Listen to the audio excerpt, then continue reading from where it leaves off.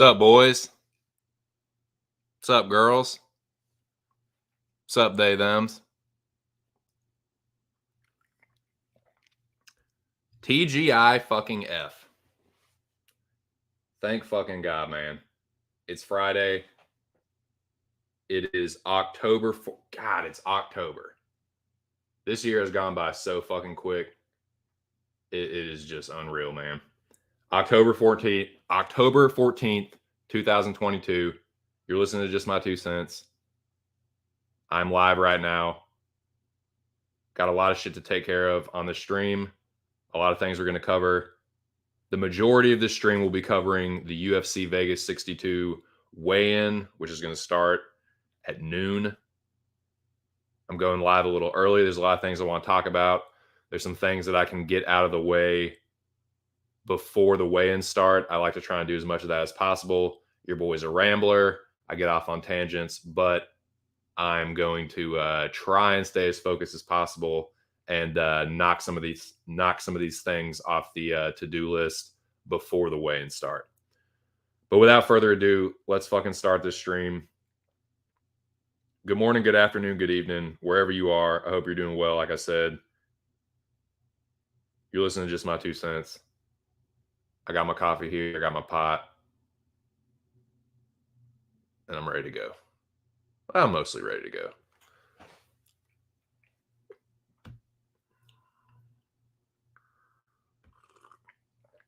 Insight MMA. Sa, dude. What's going on, man? How are you? What are you doing?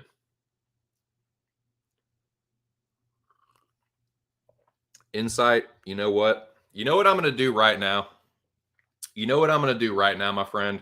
I'm glad you're in the building because I need to bestow something upon you. I need to bequeath something upon you, if you will. Bear with me.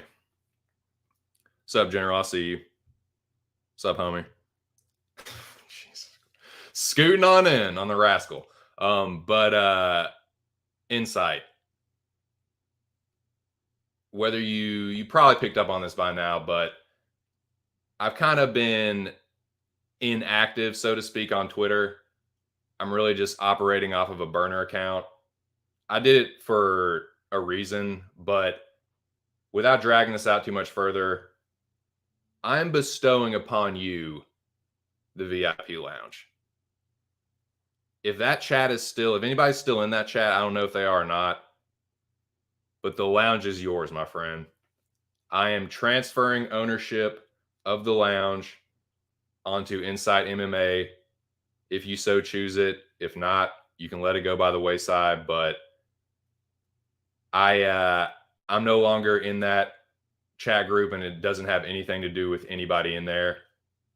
But it just, the reason I got off Twitter was to like start to curtail and like limit some of my social media stuff. So like I said, the burner account is serving its purpose, but the lounge is yours, dude. You were always a faithful VIP member. You represent what I created that chat room for. And because I'm no longer in there, I'm bequeathing that to you, my friend. So there you go. It's yours. Do with it as you see fit. If you want to burn it to the ground, if you want to turn it into a fucking titty bar, it's yours, man. Do with it what you will.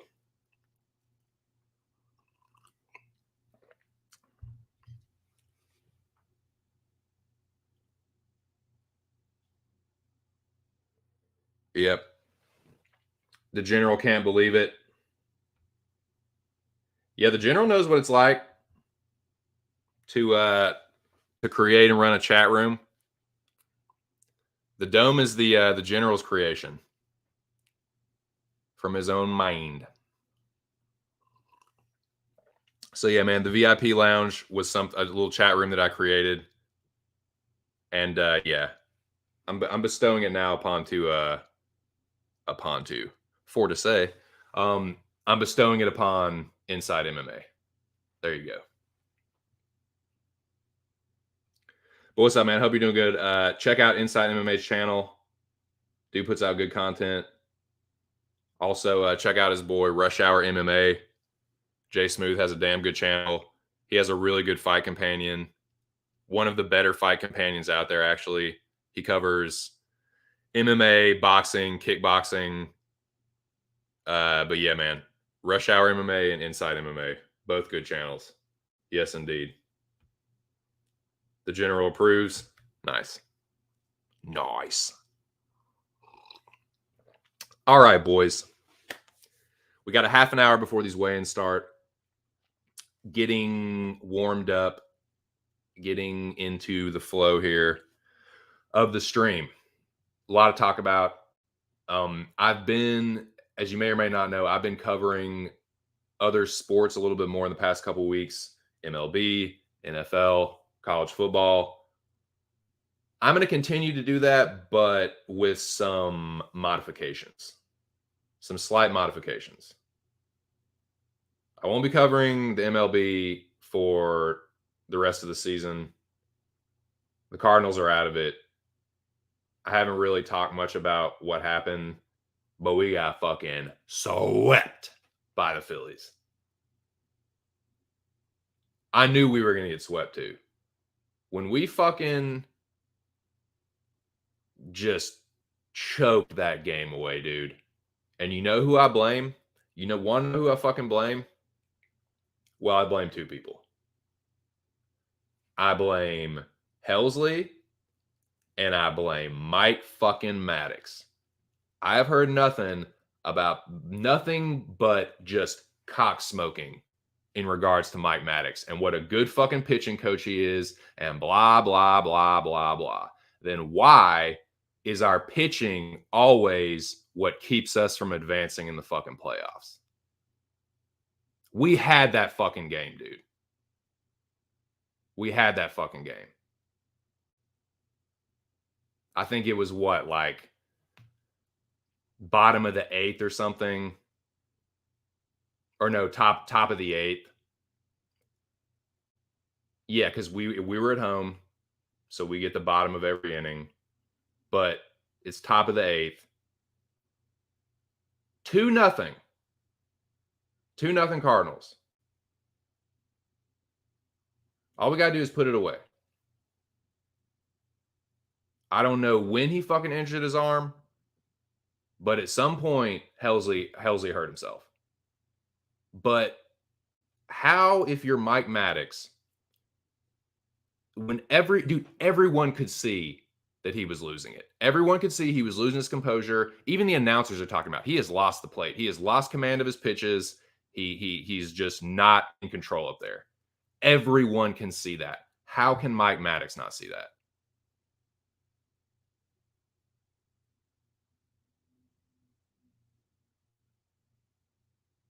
So what I blame Helsley is when Yachty came up and talked to him, because Yachty, he started to just start putting dudes on bases, just like it's like man on first, man on second, just loading them up. Yachty goes out there and talks to him, trying to calm him down. I think he should have said something right there. That's where I blame Helsley. He should have told him right there, something's wrong with my arm. I don't believe that he injured it when the bases were fucking loaded. No, the reason the bases got loaded is because he hurt his fucking arm. And he didn't fucking say anything. And he tried to be a tough guy. That's where I blame Helsley. But I blame it mostly on Mike Maddox because you know that Helsley is going to go try and be a tough guy and gut it out. That's where Mike Maddox needs to step in and say, nah. We have a lot of pitchers, dude. We got Helsley, we got Hicks, we got Waino, we got fucking Flaherty, Michaelis. And you leave Helsley out there until the bases are loaded. And of course, hits a single that we fucking miss. And they fucking just light us up. And I knew after that we were going to get swept. I knew after that it was all fucking over. Congrats to the Phillies. They took advantage. We fucking gave that series to them. We were totally deflated after that. There was no way we were going to win that second game. Dude, we had that fucking game. So I blame, and no one, everyone just goes on and on and on about what a good fucking pitch. Oh, Mike Maddox has turned this pitcher around and that pitcher around. Well, he ain't doing jack shit for the Cardinals in the fucking playoffs. Nothing. How can you not see you need to take Flaherty out? Let's wait until he loads the bases up and and it's already out of control. And we've already lost the game. Wait until we've already lost the game to fucking, you're actually going out there and having him throw pitches to see if he's still fucking, you can't see that he's done. What the fuck is wrong with you?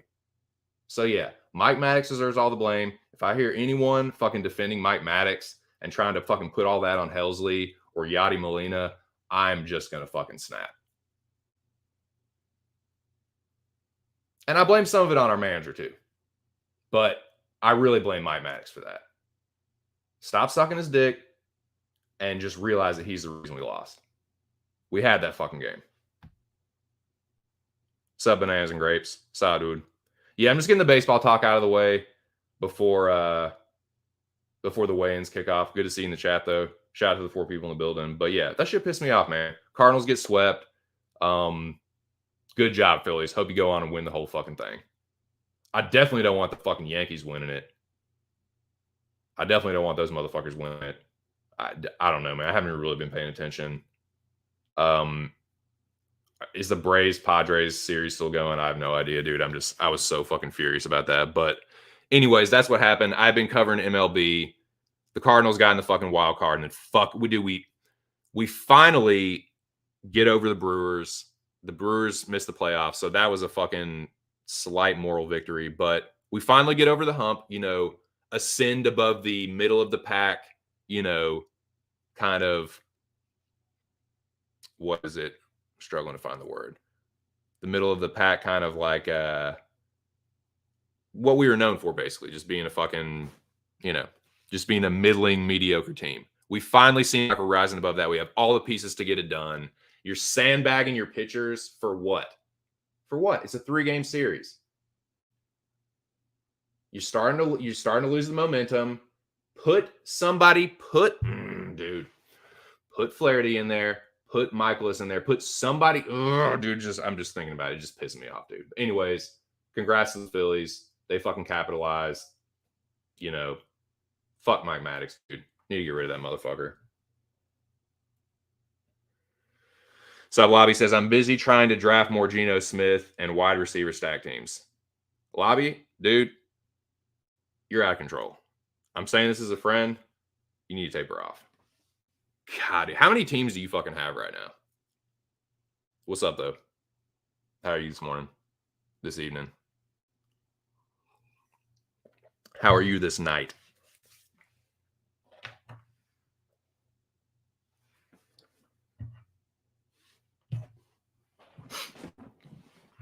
Let me pull this weigh-in stream up, actually.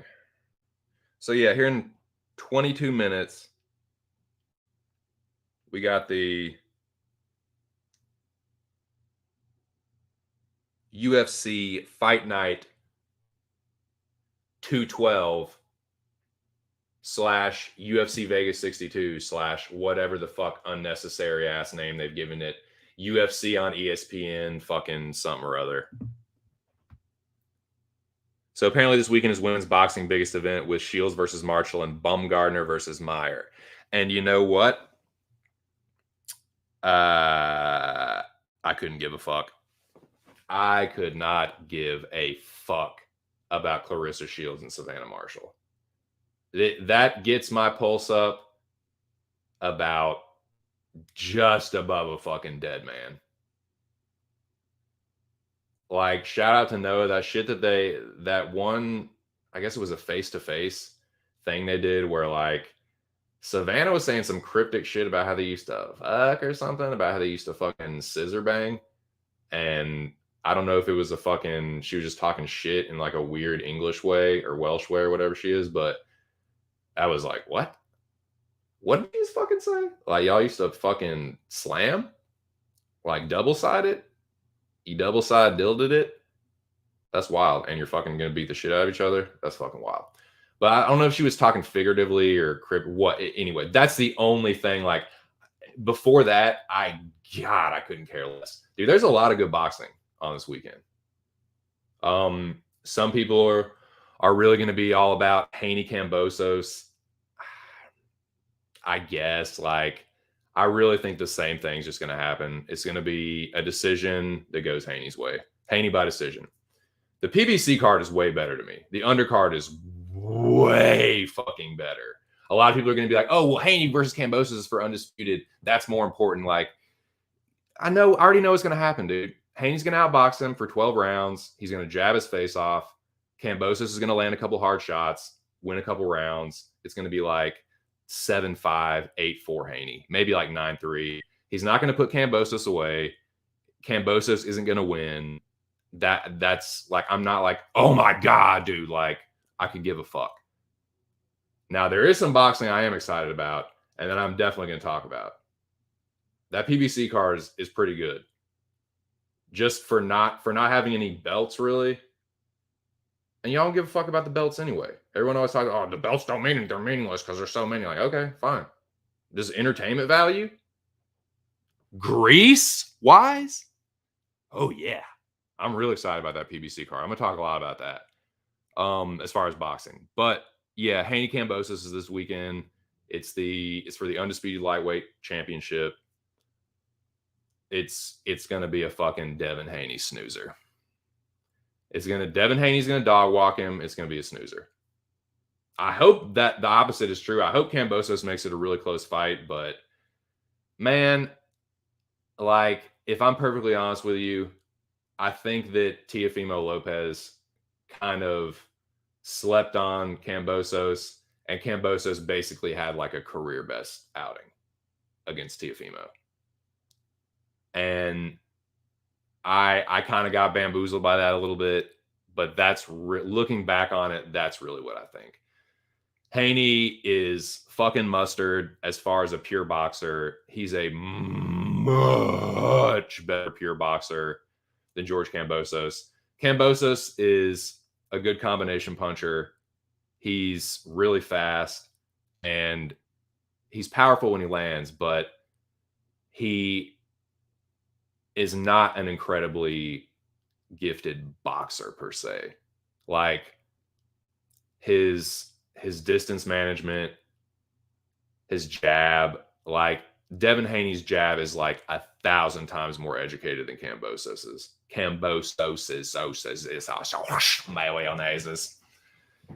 You get the point. Devin Haney by decision. It's not going to go any other way. But yeah.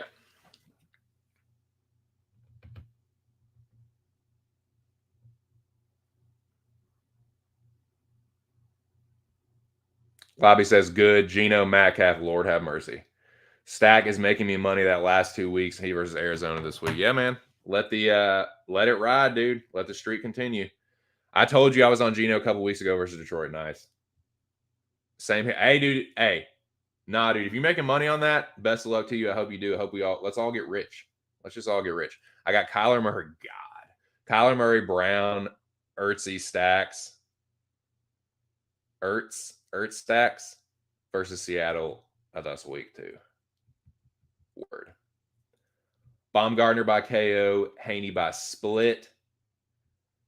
Dude, I don't blame you. And what did I tell y'all? What did I fucking tell y'all about lion-ass Terrence Bud Crawford? What did I fucking say? not all his fans, but there was a very vocal portion of Terrence Crawford's fans like, oh, Bud signed a contract, waiting on Spence. Bullshit, motherfucker. The exact opposite of that is true.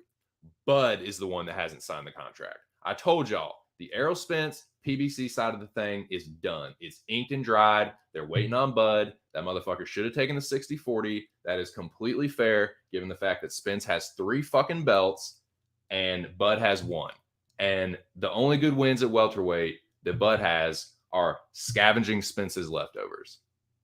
The 60-40 is just the clearest, like, God, why, like, considering the fucking bullshit deals he was getting with Aram and how quote unquote unhappy he was, the fact that he's trying to play hardball with that is just, it's just Chip Diamond unreal. I can't believe that people are falling for this fucking corny ass dude over and over and over again. Like, this is just unbelievable, man. But yeah, I don't blame you, dude. It's a bunch of bullshit. It's a bunch of fucking bullshit.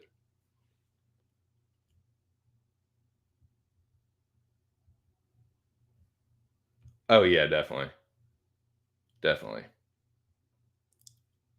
I know who Zach Ertz is, dude.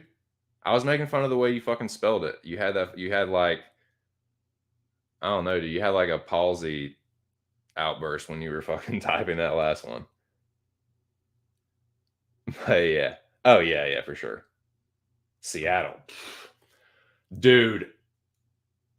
That game last night was one of the saddest things I've ever fucking seen. My God, Chicago. What? It was just like blunder after blunder. Like, who is going to fuck up more? Who is going to be the last one to fuck up is going to lose?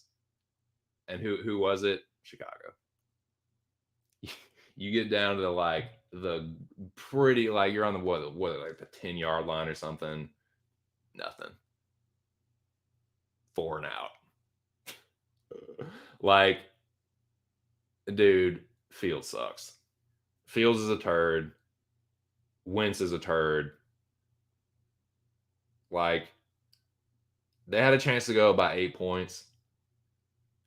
It wouldn't, I don't know if it would have mattered anyway, but, and that's the other thing too. They gave Chicago the ball at basically pretty much midfield. Short field, dude. It was a 48-yard field goal. Big whiff-eye. Wide left like a mug. Yeah, I missed wide left by like a mile. It was terrible. Who took the shot? I did. Yeah, dude, it was a Charlie Kelly missing by like a mile. Yeah, terrible. So it's like, here we go. You're giving Chicago like you're snatching defeat from the jaws of victory, giving Chicago the chance to go and just win the game, and they just fuck it up at the goal line. It was just, what a disaster. You let the Commanders beat you, and you're both 2-4. Fucking turds. Shenanigans. That was a bunch of fucking shenanigans last night. Anyways, man. I thought it was pretty funny, though. Fucking comedy of errors ass game. Errors.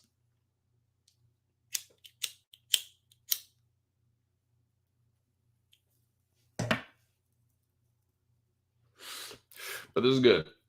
We're getting the NFL talk. We're getting the fucking... I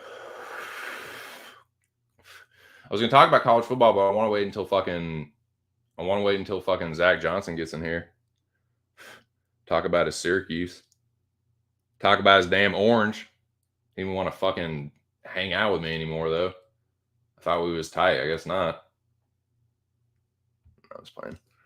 I have a couple Burrow and Chase. Hurts stacks on underdog because Burrow and Chase going back to Louisiana.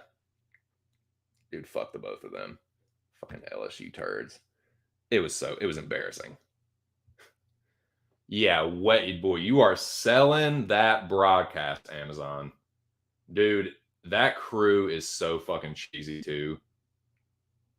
Gonzalez, like, Sherman isn't bad. Sherman's pretty good. Who is that? Is that Sad? No, it's, what the fuck is his name? The Patriots dude. I can't remember his name.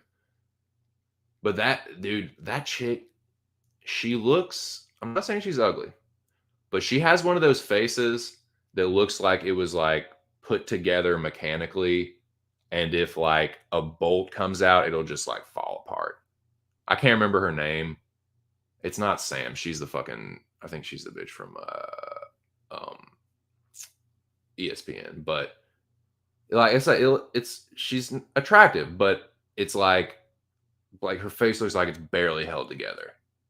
Like it's like, okay, the cheekbone part goes here. You pop that in place. You pop in the jaw. You pop in the eyes.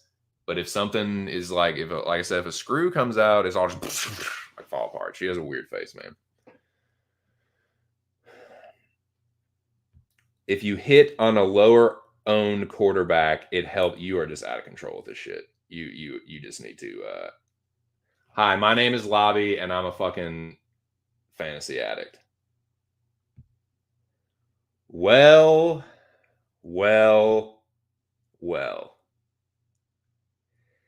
If it isn't my old frenemy, Cageroni, my jabroni. What's up, Cage? Did you come for your daily RKO? Well, even if you didn't hear it, there you go. There's one. Yep, you know the drill. You come in the chat, I RKO the living shit out of you. You try and F5 me and fail miserably, and then yeah, a little more banter. What's up, Cage? Everyone, check out Cage My IQ on YouTube, on Twitter. Ask him, he'll tell you all about it. I can't keep up with everybody's handles, but check him out. He puts out content. He does good interviews with UFC fighters. So check him out, man. I only have one fantasy basketball team at least because I don't follow as closely as NFL. Well, fair enough, sir. That's fair enough. Dude, speaking of that, NBA kicked off. Orlando Magic 3-1, Bo Dick. How y'all love that shit? So maybe I might be covering the NBA a little bit after all. We'll see how that goes. But yeah, Magic off to a good start. Good starts are good.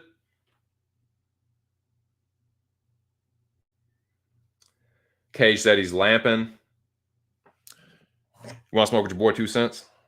Sure you do. Catch a contact, Cageroni.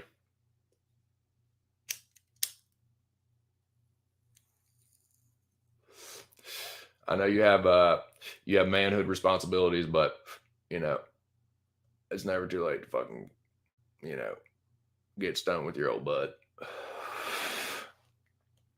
So yeah, in about 8 minutes, this weigh-in stream is going to start. I got it set up. I will be watching the MMA Junkie weigh-in stream for UFC Vegas 62. Shout out to MMA Junkie.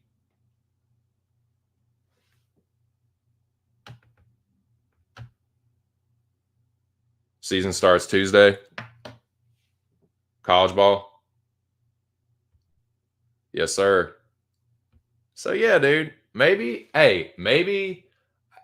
dude, the Magic was like the worst team last year.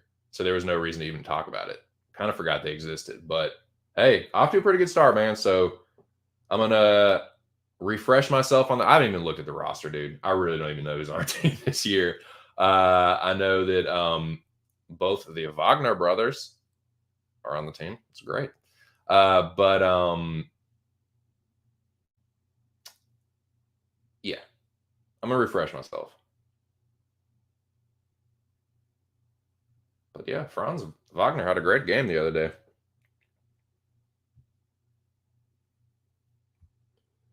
NBA, you root for Golden State, back to back. There's no way, dude. There's nowhere to go but up. Yeah, dude, no shit. No shit, man. I can't really see with that emoji. Is that a football emoji? Nice. Side, dude. Magic has Fultz. Yeah, we got Aaron. I think we still have Aaron Gordon? I can't remember his last name. Fuck. Let's see real quick. No, not Aaron Gore. Fuck. Magic roster. Yeah, we got Bobo, Banchero, yeah, Franz Wagner. Still got Mo Bamba, Jonathan Isaac, Cole Anthony. That's who I was trying to think of. Cole Anthony is nasty, dude. Yep, Wendell Carter Jr. Also, Moritz Wagner. Yep, Terrence Ross. Yeah, Fultz, Markel Fultz, Suggs. Yeah, dude.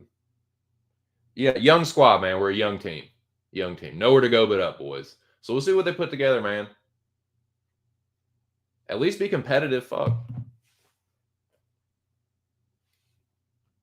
Yeah, Aaron Gordon went to Denver. That's right. That's right. That's right. Yeah. See, that's what a casual fucking fan, NBA fan I am. Starting five.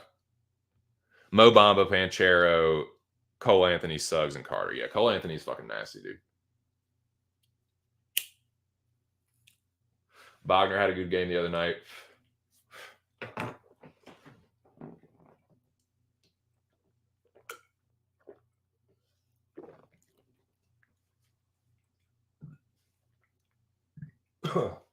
Shit.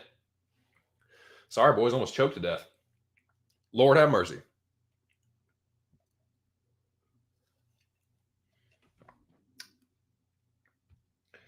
Yeah, dude. The young crew. Young go-hards.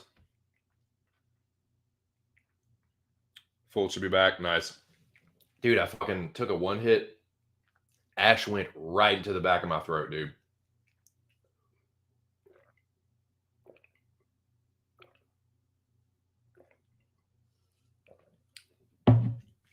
Jesus Christ. Huh. All right, well, I'm back from the brink of fucking choking to death on live stream. Well, that would have gotten some fucking views.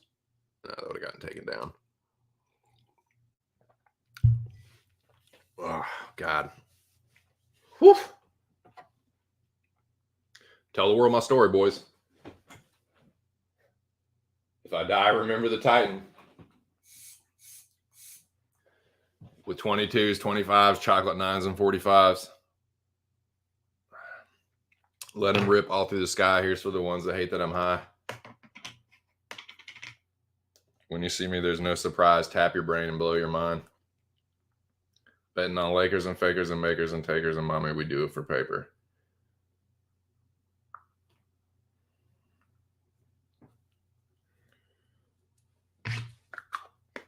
All right, it's almost time. Almost weighing time. And God damn it, your boy's prepared today. Got my fucking handy dandy Blues Clues notebook.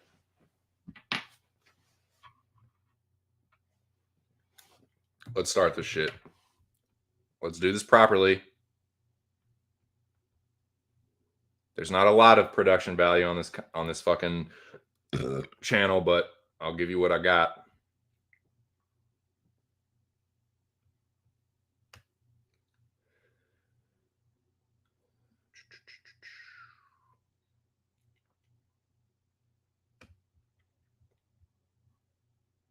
See, added a few emojis, the scales, putting the monocle on, and so let's see what we have here. The spectacle. All right, showtime, boys. 6 people in the chat. Good to see y'all. Good morning, good afternoon, good evening. Just my 2 cents. UFC Vegas 62 weigh-ins kicking off very fucking shortly.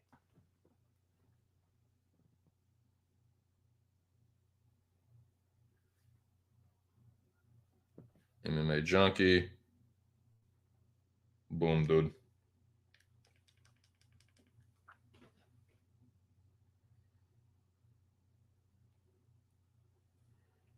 Should I jump in there and just plug all my shit? Hey, everyone, come to my channel right now. Watch my channel instead of MMA Junkie. No, that wouldn't be very chill.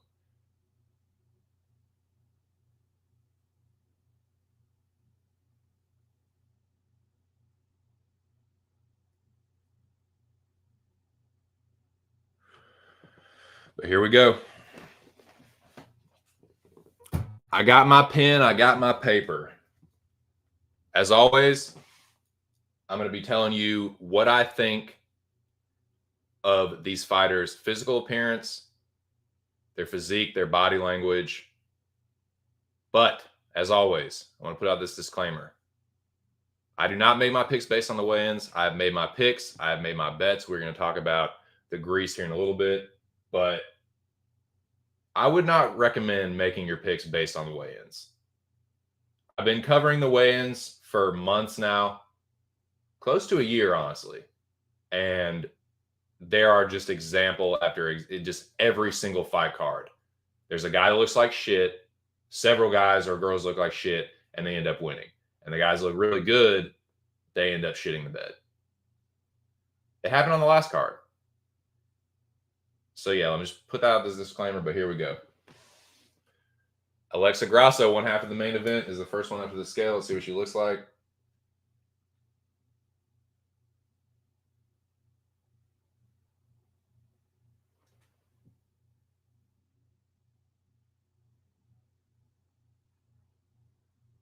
$125.5. I'm leaving her in neutral, man. I've seen her look worse. I'm not going to say she looks incredible. She doesn't look happy. But she doesn't look terrible either. Araujo up next, man. I love it, dude. The main event kicks off first. Very professional. I like to see that. Don't leave anyone waiting. Let the boss know main event is good to go.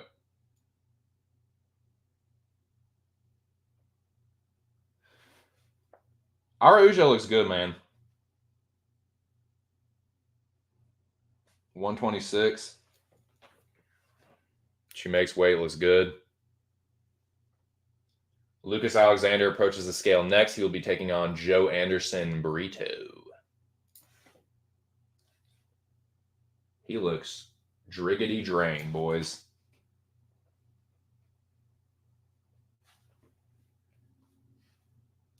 $145.5. Sharp. He makes the weight, though. Brandon fucking Davis, the fucking marathon runner himself. Lord have mercy. He looks... Boys, he looks like a dead man.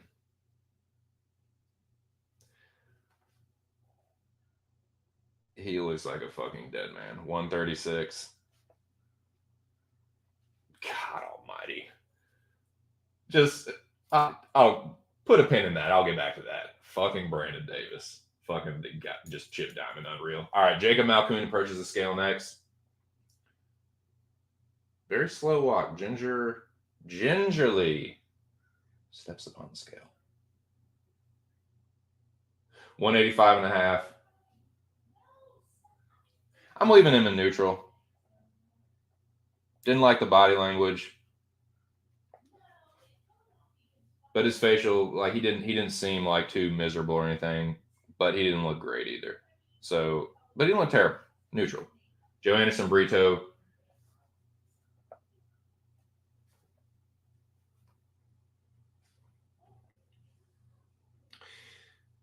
The energy is there.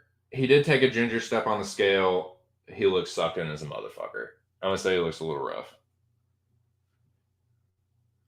Like I said, this is not who's gonna win or lose the fight. I'm just telling you what they look like. This is just for entertainment, boys. It's just a little bit of fun. But I'm gonna honestly give you my honest opinion. All right, so here's Pierre Rodriguez.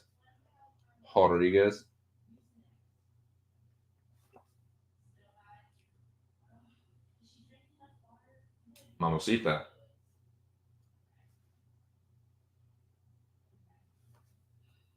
$115.5. I'm gonna say she looks pretty good. Did she mess up her own celebration? Like she threw up some fucking hand signal, but I think she messed it up. Like she, Lord have mercy. Okay, Mike Jackson. God, he is a goofy fucker. He is a fucking cheese dick. Just get on the scale, you goofy fuck.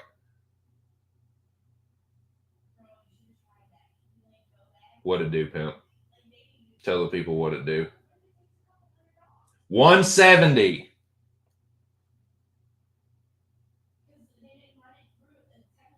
What a fucking clown. God. Looks a little rough, too. Maximov.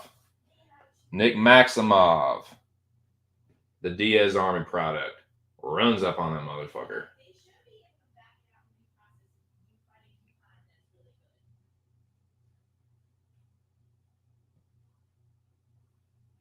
$185.5.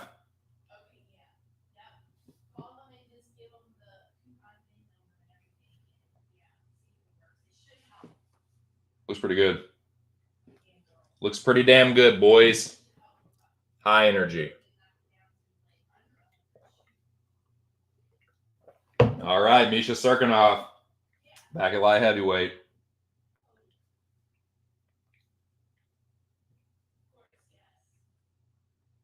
$206.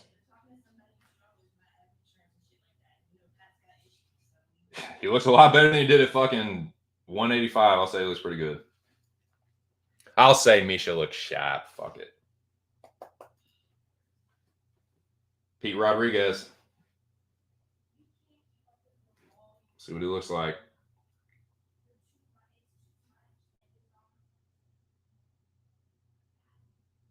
He looks pretty good. Cheeks don't look too sunken in. He's got a six-pack, but he's not like fucking... He's still got some meat on his bones. 170.5. Say he looks good, man.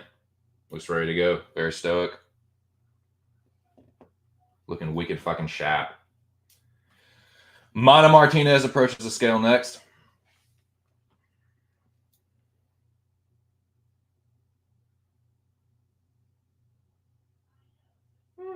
Looking like a, you know, they have a terminal illness. 136, looking rough.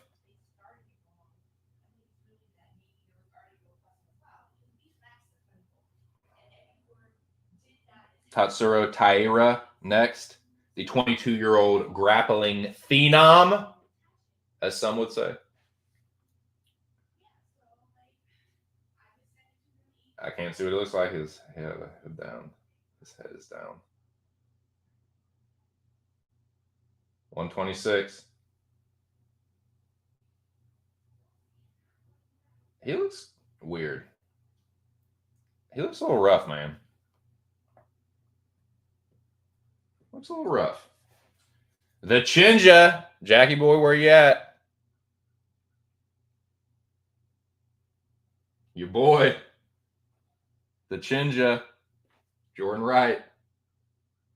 Physically, he looks pretty good.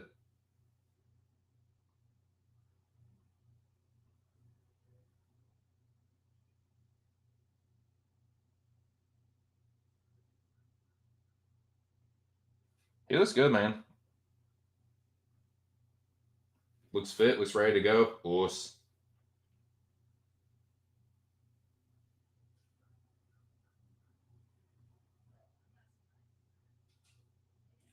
Stutz, Jinkaku, Kazini, Suzumoro, Koto. Seek perfection of character. Jonathan Martinez is on the scale next.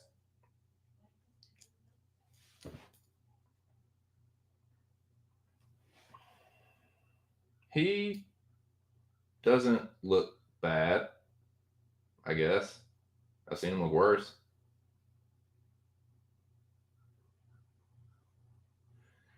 He doesn't look great, though. He's just a weird looking guy. He's just a weird looking guy. I'm going to leave him neutral. If you want to say he looks rough, I won't be mad at you. I can't remember. It's like 125.5 or something. 135.5, excuse me. Forgot he's a bantamweight.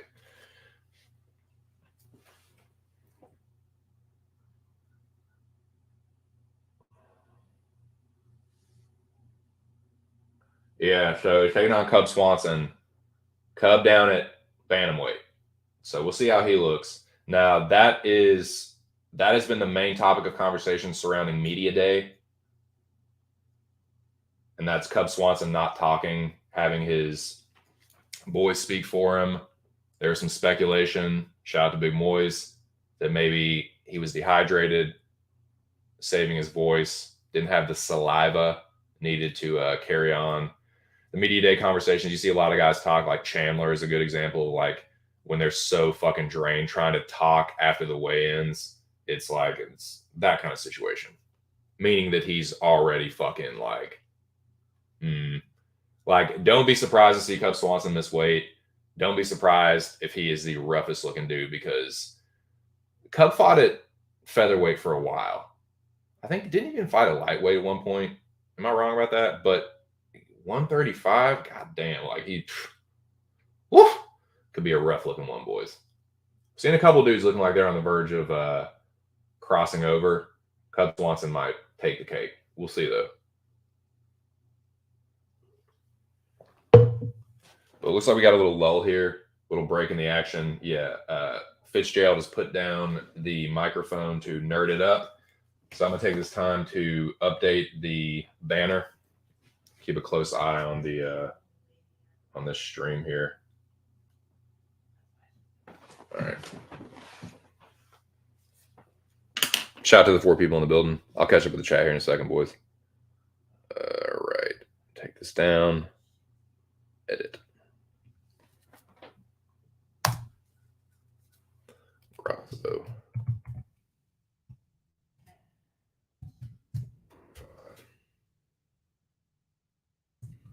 All right, Ujo.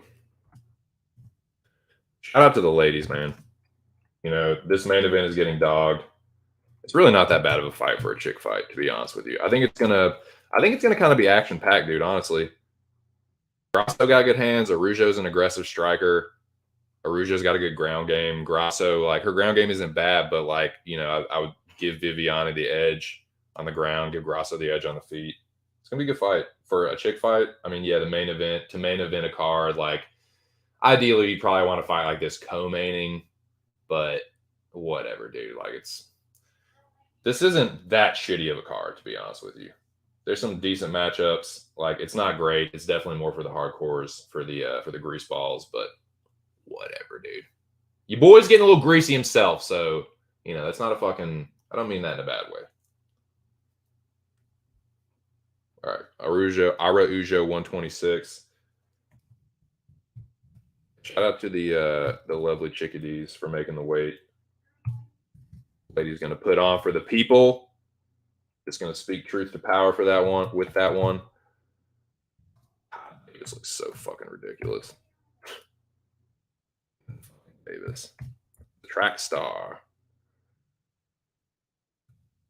Malkoon. Got a couple track stars, man. And Sam Hughes a fucking, didn't she do track and field? Sunday I saw Cub Swanson. Don't be surprised if we're waiting at the end for Cub. Don't be surprised if he misses weight. Don't be surprised if he's the last one to weigh in. I just said that at the Department of Redundancy department.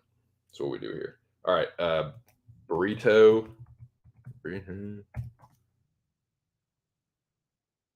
146. The mental was there. The physical, he looked very drained.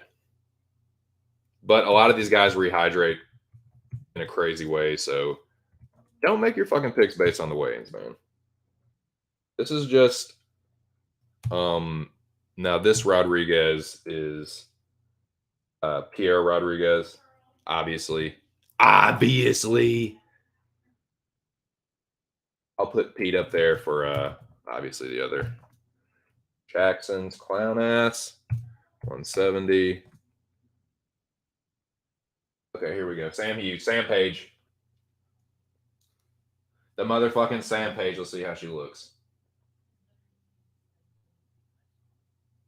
She looks pretty good. Looks like Sam Hughes. Sell her dream scale, pimp.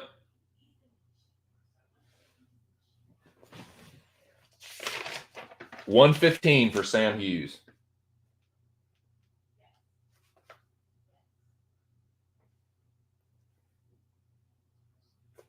Sam looking sharp. Sam looking wicked fucking sharp.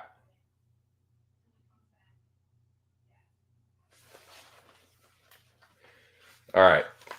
Now, good. All right. It's going along. Processing nicely. Hughes, 115. All right. That's where we are right now, boys. Who's looking rough in this motherfucker? Who's looking rough?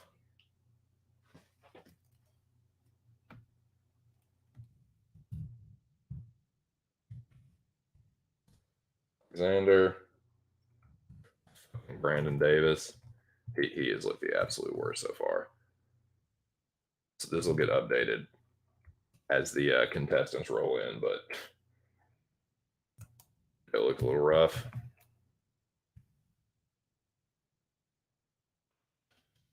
Fuck up Fitzgerald. All right. Jackson looked rough. My opinion. It's my 2 cents now. Get all fucking upset about it. It's just, dude, I didn't even put the cursor right there. What is that shit? Mana.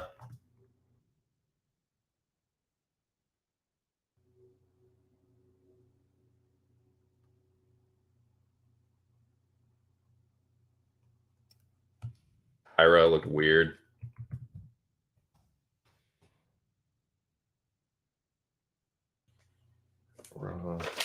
Everyone else has looked good. A few people I left kind of neutral, like, couldn't really tell. But that's what I got so far.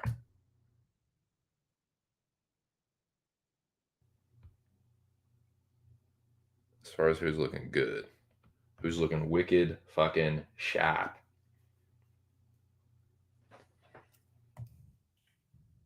Or Ujo.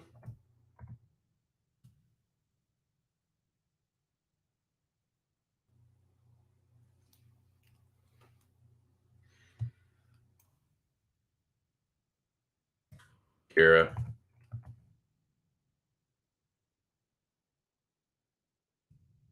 don't know if how you spell it or not. Forgive me if I spelled it wrong. I'll check it here in a second. Maximov.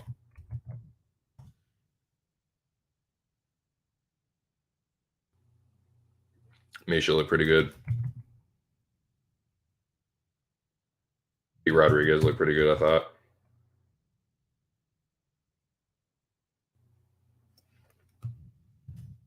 Chinja looked good.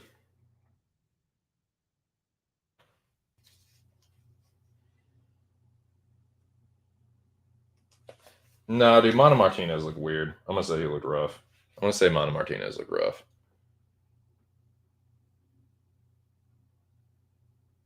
Yeah, he's already up there looking rough. Good. Okay, Martinez. Who's the other Martinez? Jonathan Martinez. Excuse me. Yeah, I got Jonathan Martinez looking rough too. Yeah, he looked weird, man. These guys look weird. Tyra looked weird. Martinez looked weird. Just weird body language. Like Martinez, he just, I don't know, dude. It was just weird.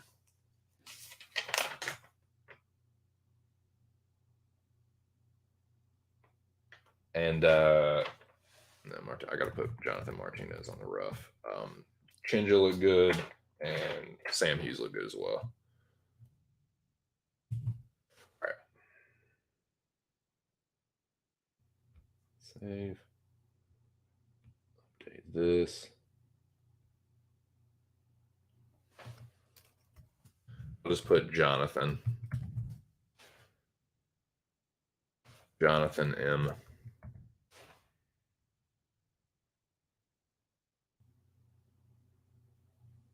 That's what I got so far, boys. That's what I damn old got so far. All right.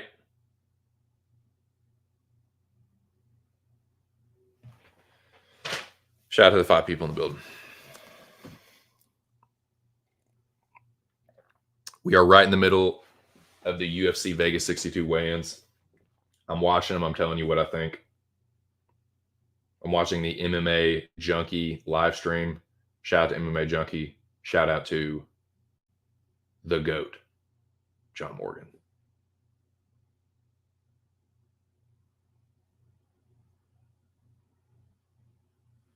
I gotta take a piss, dude. Fucking coffee, slugging water. I had to slug that water because the fucking Almost died. Would not have been chill. I'm not joking, dude. I was choking, but I couldn't breathe. It was like I couldn't even choke. Or just all right, I'll be back. Suck on this drum beat until I return.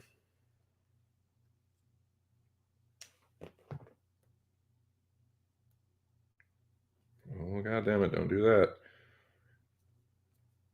Right. My songs. Yeah, save that bitch.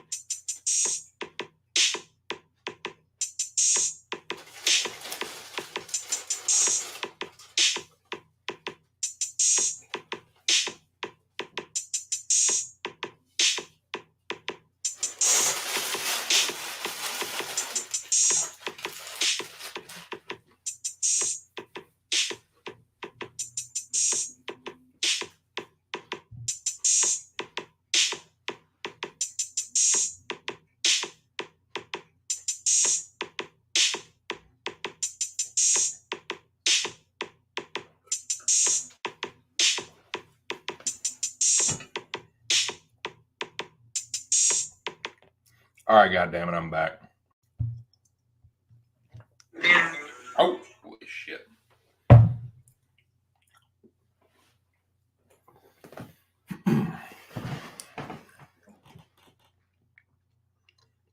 Yep.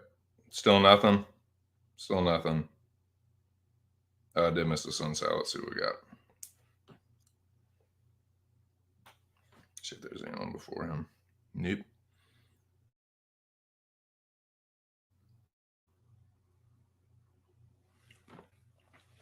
So we got here Rafael Sunsao.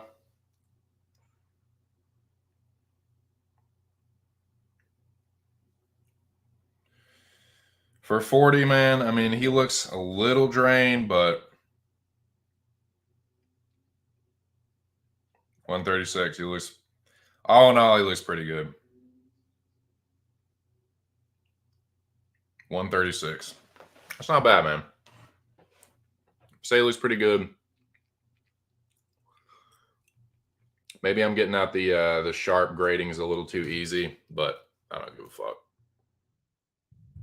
It doesn't make a difference who's going to win and lose. The better fighter is going to win the majority of the time. But I'm going to say, just based on that, his body language, his attitude, I'm going to say he looks sharp. The 40-year-old man, dude, he looks pretty fucking good. But that's the only way, and I think I've missed. Now, let me. Okay, here we got Minifield. All right.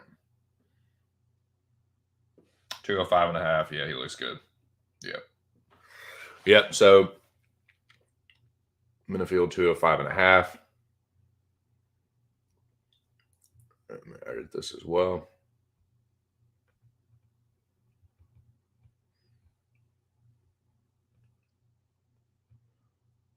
So his Sunsao was 135.5. Sunsao 135.5.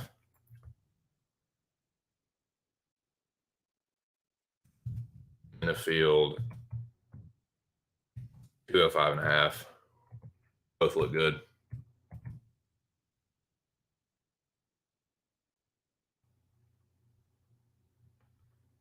Edit a Sunsao Minifield. Okay, now we're caught up. Everything's caught up. The banners, the tickers.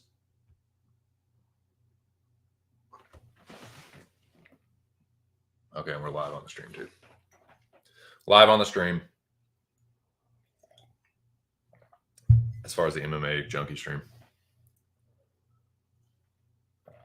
Okay. And I do need to smoke up one.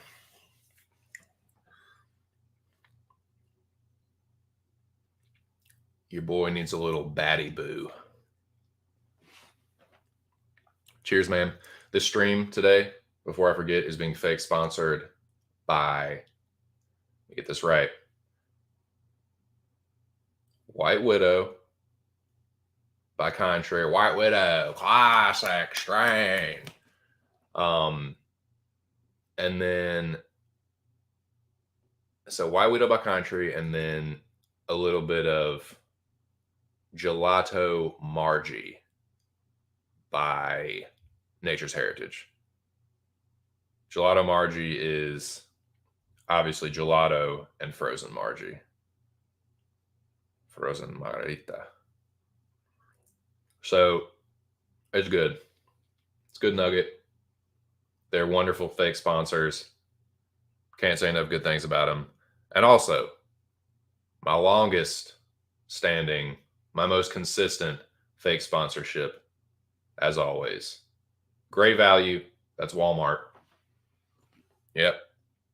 I'm a fucking corporate shill, boys. I'm a fake corporate shill. You always knew it was true, too, deep down. But yeah, man, they fake sponsor me, and, you know, they make pretty good instant coffee. Pretty good medium roast instant coffee. And I heat it up, and I make it, and I drink it, and, you know, they fucking pay me to do that.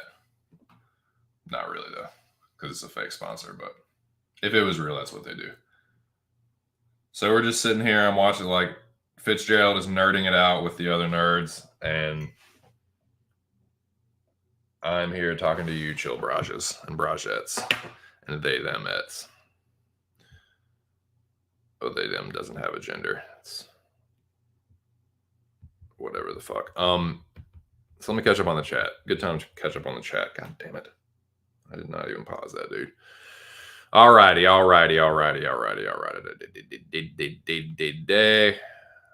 Oh man, I'm far behind. Okay.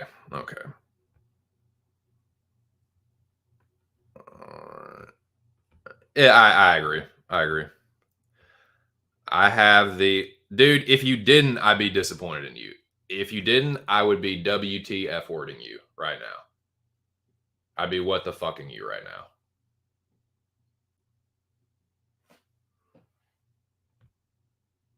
Jagger boy. The magic honeybee himself. If it isn't the long-standing, still leader on Bet MMA Tips. You want to know who's leading the board? Bet MMA Tips that everyone talks about. Third-party tracker. That man right there is still at the top. The top of that heap. Shout out to Jackie Boy, Jack Tack MMA on Twitter, on YouTube, on all platforms. Yeah. Old Jackie Boy. Just an old bud. Jack says he's out and about. I know Jack's getting greasy with it. Bananas and Grapes is laughing. It pays almost 50 to 1 this week. Read. Fuck Great Britain. Fuck Great Britain, says Noah. He says, fuck you. You ain't going to taxate us without representing us. You dirty son of a bitch. No, they are NATO. That's funny. Asunsao Araujo Alexander. Araujo, yes, she is. She is. Alexander is 145.5. You're fucking 145.5, Cage. You fucking Cage my IQ fucker. Yeah, I didn't know where I was going with that one. Tough picking Asunsao. You know what? I'm gonna get to these picks here in a minute, but Asunsao is a good fighter. Yes, he's a man. Yes, he's 40, but this is a pretty big step up in competition for Victor Henry. Like Asunsao is, I would say, I don't know, man. I'd say he's a little bit better than fucking Barcelos, but he is 40. I tend to think so. Yeah, very Kevin Kroom vibes. There, you said it. Don't be afraid to say it, brother. Yeah, I don't like to censor people on this channel, except when it comes to certain things. Yeah, he's getting chin checked. Yeah, it was a very he didn't really like. It was like like he like thought about it, and then halfway through he's like, I'm gonna change it to this flex. All right, we got another scale. We got another fighter approaching the scale, and it is Dushko Tudorovic. Scale Pimp says, good to see you again, Bo Dick. Dushko says, yeah, it's good to see you as well. I like how all my fucking European accents are Dutch. Dushko looks good. Looks good, looks healthy. I don't think he has to cut a lot of weight. I think he is a natural middleweight. 186. So some people would say a smaller middleweight, but he's a natural middleweight, man. Doesn't have to cut a lot of weight. He looks good. Dushko looking wicked fucking sharp. Minifield. Dushko. Boom. All right, let me get back to the chat. Or not. Victor Henry approaches the scale next.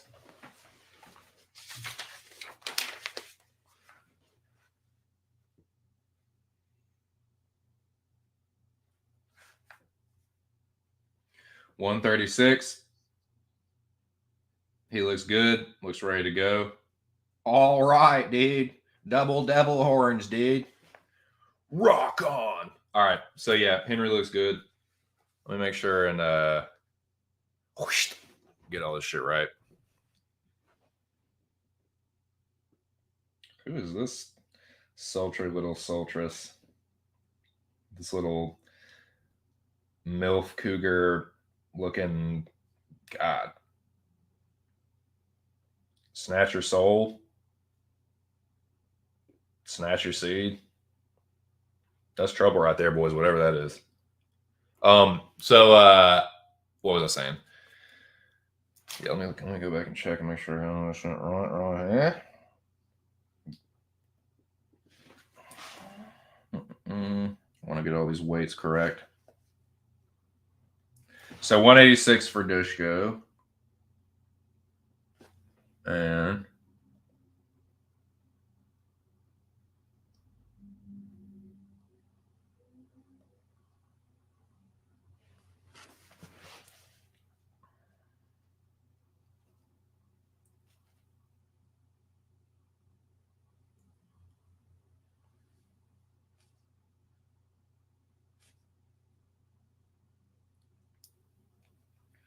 yeah, Minifield was 205.5. Sorry, I'm just going back and getting all these weights right. I should have fucking wrote it down before. That was too fucking stupid.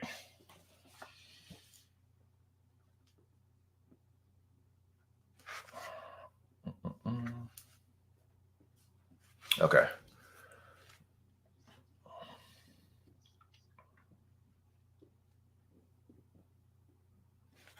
Make sure I didn't miss anybody. No, didn't.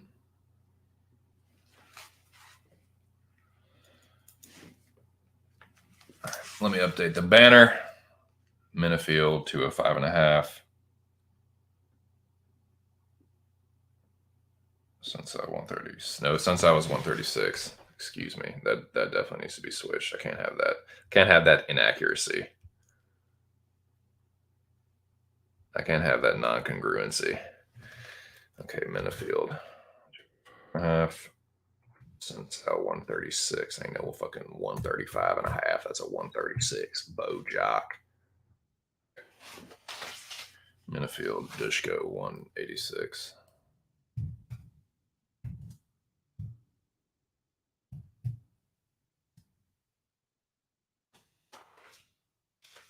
Victor Henry. 186, 186. Both of them looked wicked fucking sharp. So I need to update that as well. Looking sharp, Minifield, Dushko, and also Victor Henry. But first,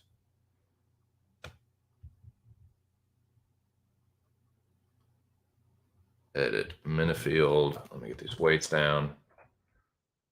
Where the fuck?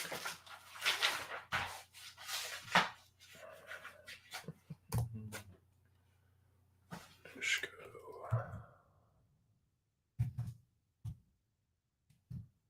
6.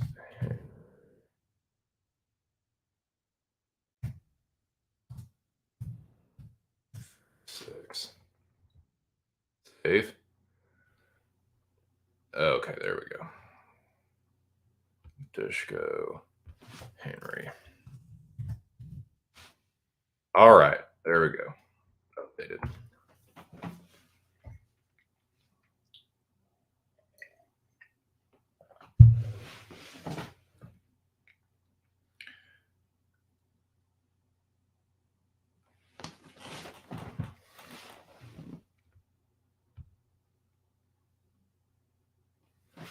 All right, let me catch up with the chat. Catch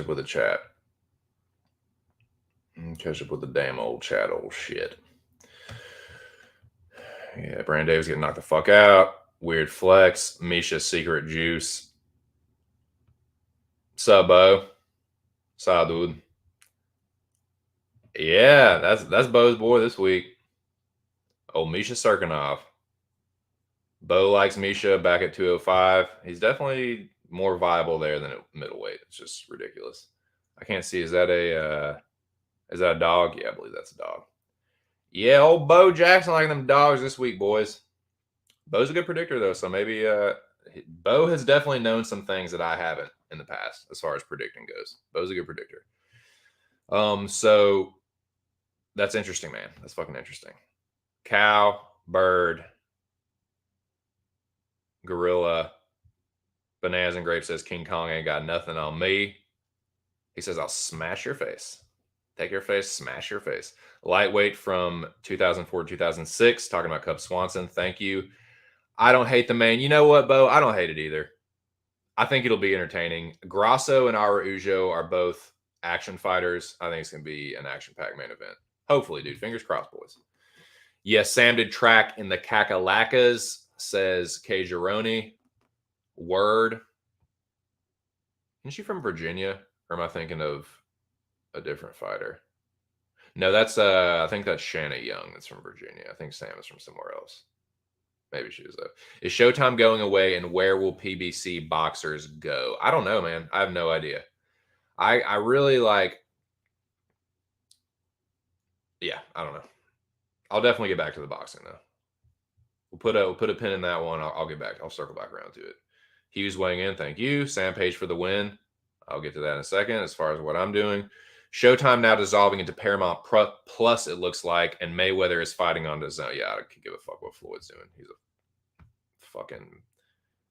Floyd is a scumbag. That's what he is. Floyd's a scumbag. You think PBC goes to DAZN and they have Tank versus Ryan Garcia on DAZN? I have no idea, honestly. That I could only speculate, and it would be just speculation. I couldn't speak intelligently on it. Brito, Henry, Minifield, 3-team parlay. Bananas and Grapes says all by finish. Great. Homie Noah says Sam Hughes dog of the week. Buster. Jamming. Yeah, definitely jamming. Yeah, it is. It's about to be All Hallows Eve time, boys. Yes, sir. Cranking out the jams. Bo likes all the dogs in the world. A Sunsal plus 300. Great. Yeah, Gelato Margie is fucking Danklin Ben Franklin. I can't smoke too much of that though while I'm streaming, or I'll just fucking zonk out. But because the indica part of the Gelato Margie creeps up on you. Like you feel it's a pretty pretty well balanced hybrid, but the sativa, like a lot of hybrids, the sativa hits you first immediately, like the euphoric rush, and then that fucking indica is a little bit of a creeper. So I can't have, it's like the little ground up blend that I have is probably like 75-25 White Widow and Margie, majority White Widow. A Sunsal lock, great. Minifield's a turd. He has been unreliable in the past, but I pretty much know what I'm going to get from Misha. Don't always know what I'm going to get from Minifield, but I know exactly what I'm going to get from Misha Serkinov. I'm glad I took off Gino Metcalf Lockett stack on Tuesday. Now harder to get with the badge, bro. You are out of fucking control. I'm saying this as a friend. You're out of control. You need to taper off. Doolittle is good value. No, I can do whatever you want. I'm just kidding.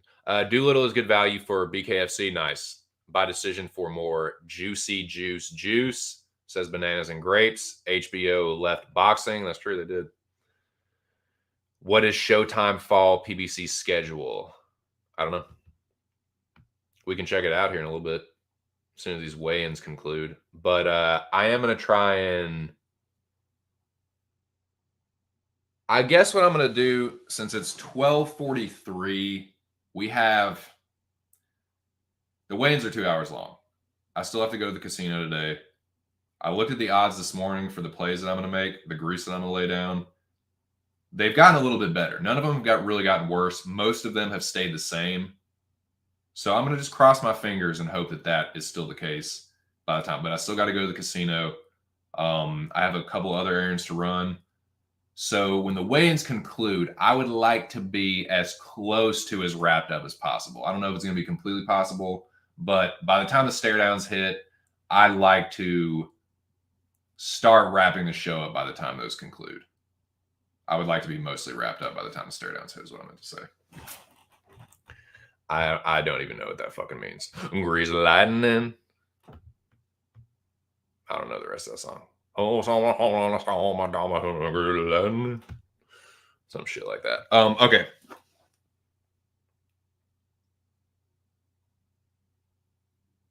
Well, you know what, boys? While these are going on, I think that I am going to do some fight picks. Y'all want to talk some picks? Y'all want to talk some motherfucking predictions? Well, I'm going to. Give a shit who's looking sharp, 2 cents, you fuck. I don't give a fuck about that. I hear Espanol. ¿Están bien?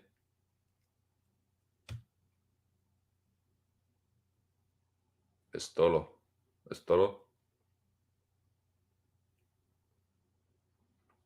Tomar mucho. I want to learn Spanish so bad, dude. I need to up my Spanish game. I think Spanish is such a cool fucking language.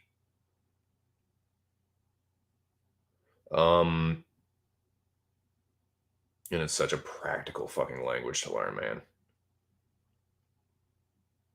We're so closely fucking related to fucking Mexicans and Central Americans, man. It's not even close.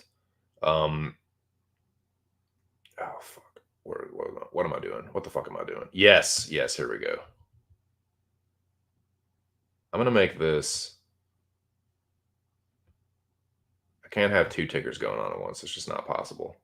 So I'm gonna turn this into just a regular old banner. We're gonna do some official fight picks.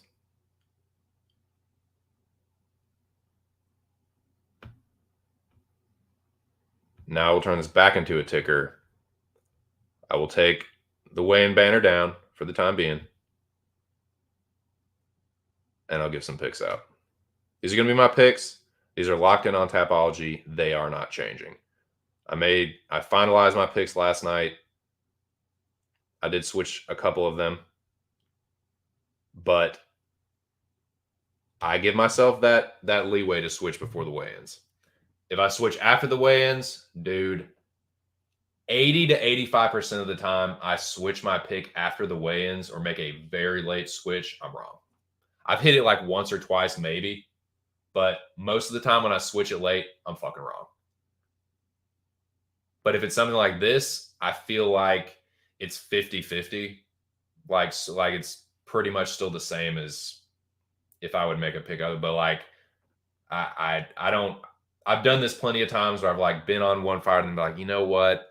The more I like tape it and look at it, like, nah, like I give myself that leeway up until the night before the weigh-ins. But after the like by the time the weigh-ins hit, my picks most of the time are locked in. And like I said, when I do switch it up late, I end up fucking myself. So no good.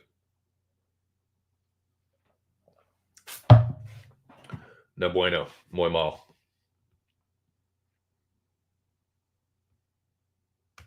Let me catch up with the chat here. I'll give out some damn picks.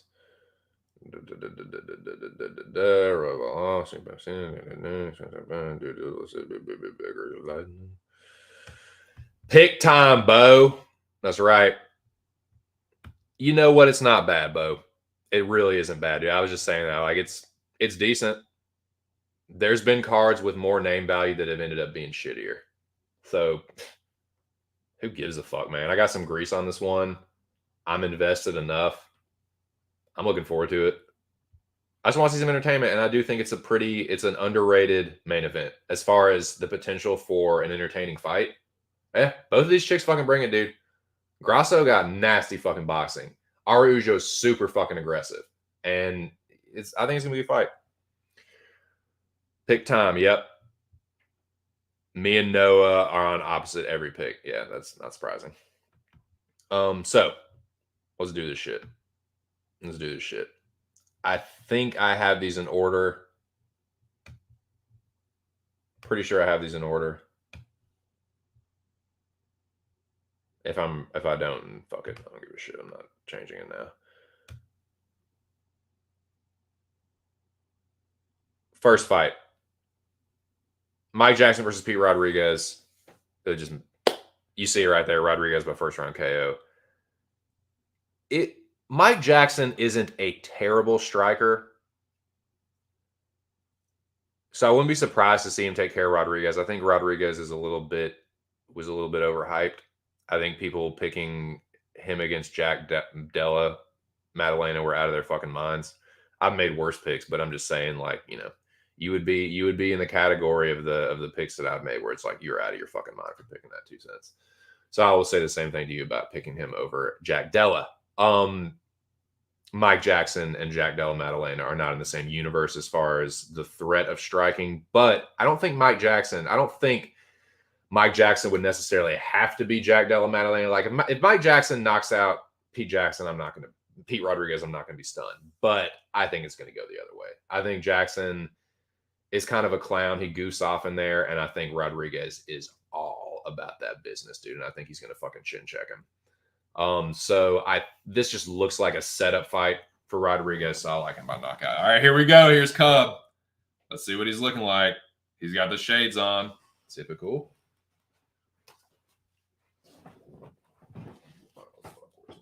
God damn it.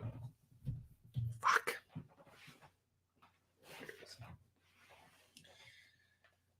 Yeah, he looks horrible.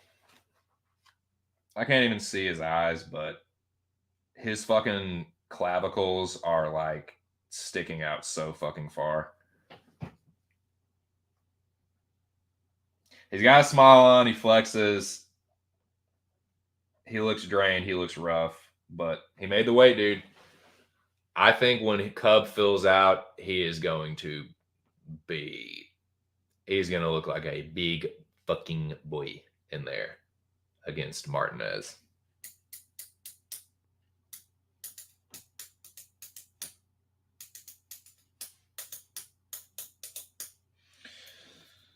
Okay, let's update that. Swanson, 135. Like, I'm a little stunned. Like, Cub, you didn't let yourself, like, get a little bit. I guess you didn't want to fucking risk it at all, but whew, I bet that last pound was not easy. Okay, let me update this shit.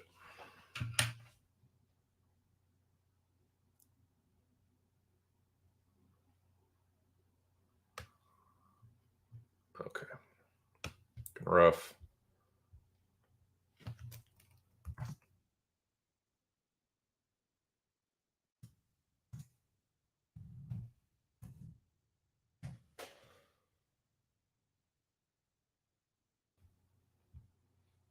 All right.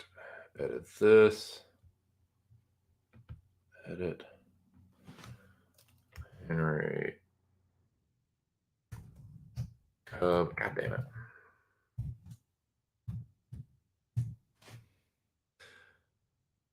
No one has missed weight.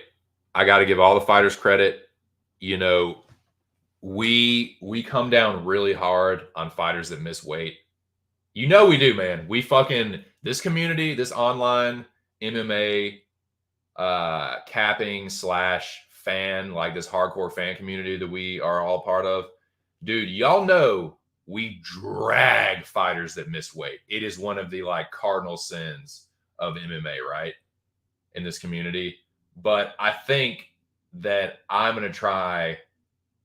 I am going to do more of a job of congratulating the fighters for all making weight and acknowledging that when you got, it's not over yet. There still could be some fighters that miss, but thus far, everyone's been on weight. Even the fighters that I was worried about, like Cub, 135, no problem. He was even smiling and shit. The dude was clearly drained, but it didn't look like he was going to die or anything. He didn't need to be helped upon the scale. Like he wasn't like shaking or anything. Like Cub's gangster for real. So where are we at? 5 picks. Back to the 5 picks. But that is the update so far.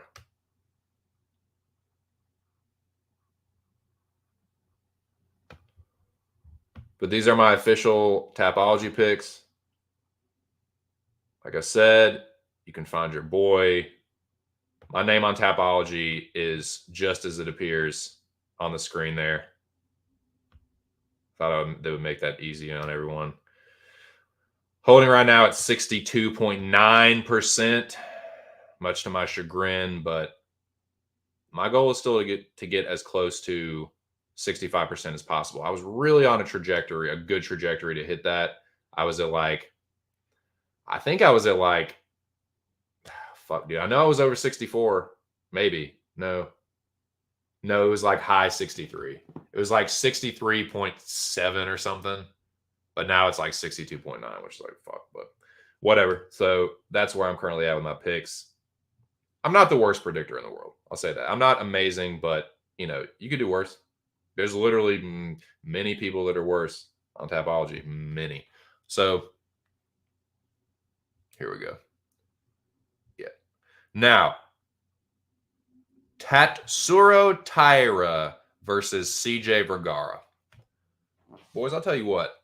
Earlier this week, I was thinking very hard about picking Cj Vergara, maybe even betting Cj Vergara. But you know what? It's a big old pass. Pass. But I am going to pick CJ. I'm not picking CJ Vergara. But let me say this. I'm picking Tyra. I do think he is going to end up being the better grappler. But I've seen the kid's 22. Right? He's one of the youngest fighters on the roster. He's going to continue to get better. But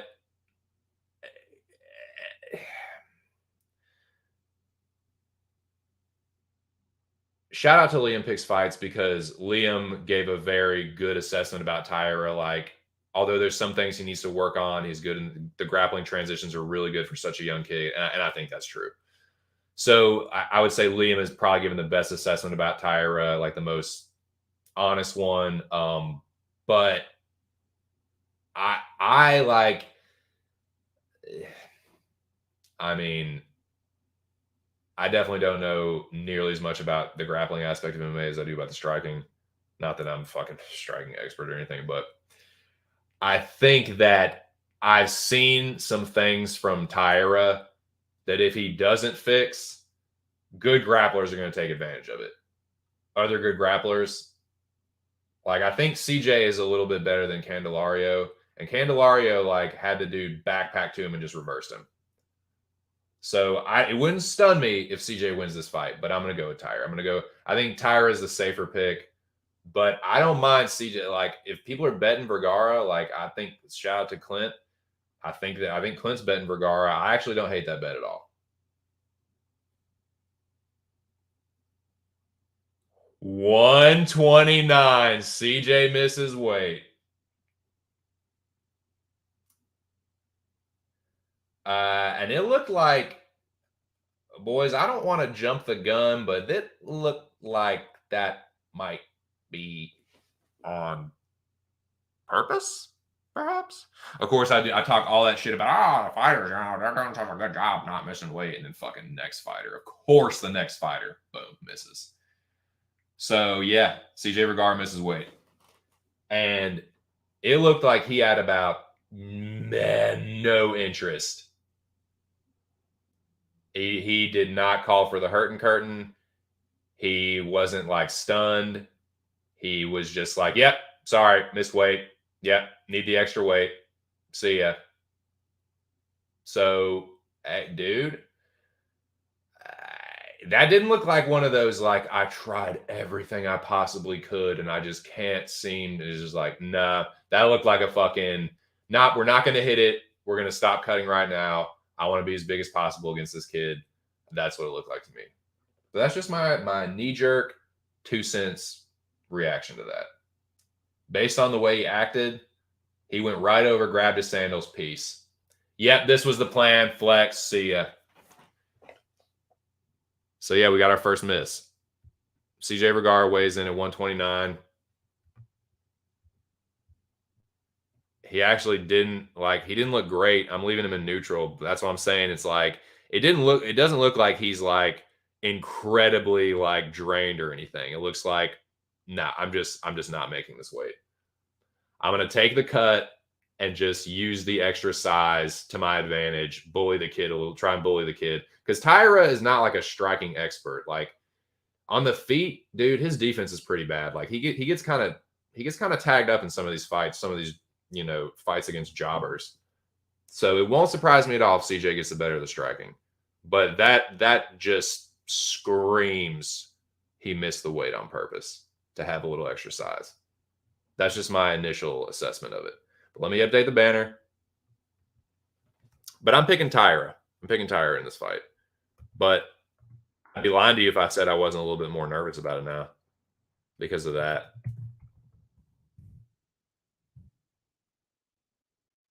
But someone just asked if we're going to wait till 11 to stare him down. I'm trying to listen in.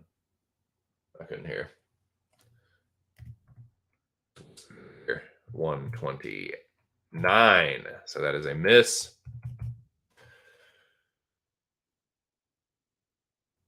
Ooh, the scale has been taken down. The scale has been taken down, boys. So it looks like they are not waiting. Dude, I would love that, honestly. If he was the last fighter, and if he might have been, it looks, I mean, obviously he is. I hope they get these stare downs over with early. That would be so fucking dope. That way I could get the stream over with early and get my fucking ass to the casino and lay this grease down. But yeah, it looks like, let me update this. I think now everyone is weighed in.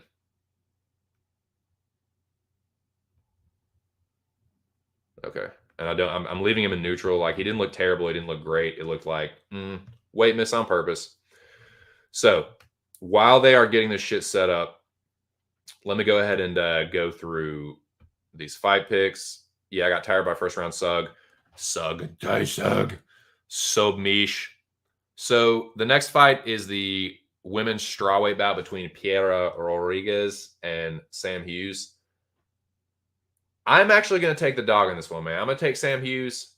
I did a little taping Piera Rodriguez and also Sam Hughes. I watched all of her UFC fights. I just think Sam Hughes is more dogged, and I think she's a pretty good grappler. I don't think that Piera Rodriguez is going to toss her around like Loma did or like, some of these other fighters have done. I just think that she has fought a higher level of competition. She has more experience. She's more of a dog. I think she's going to beat her by decision. So, yeah, I got Sam Hughes by decision. She's one of the dogs I like. I have made up my mind that I'm never going to bet women's MMA again. But if I was, it would either be parlay Grosso or Sam Hughes, just betting Sam Hughes straight up if I was going to, but I don't. So I don't. Brito versus Alexander, dude. Brito by first round KO. I'm not overthinking this one. He's going to smoke him. Now, Nick Maximov versus Jacob Malkoon. Let's talk about Nick Maximov versus Jacob Malkoon, boys.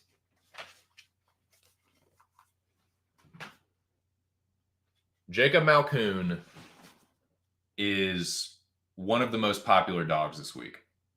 Seen a lot of people on that Malkoon side. Your boy 2 cents is going the other way on that one. Some of y'all already know that. I've been very vocal about it this week.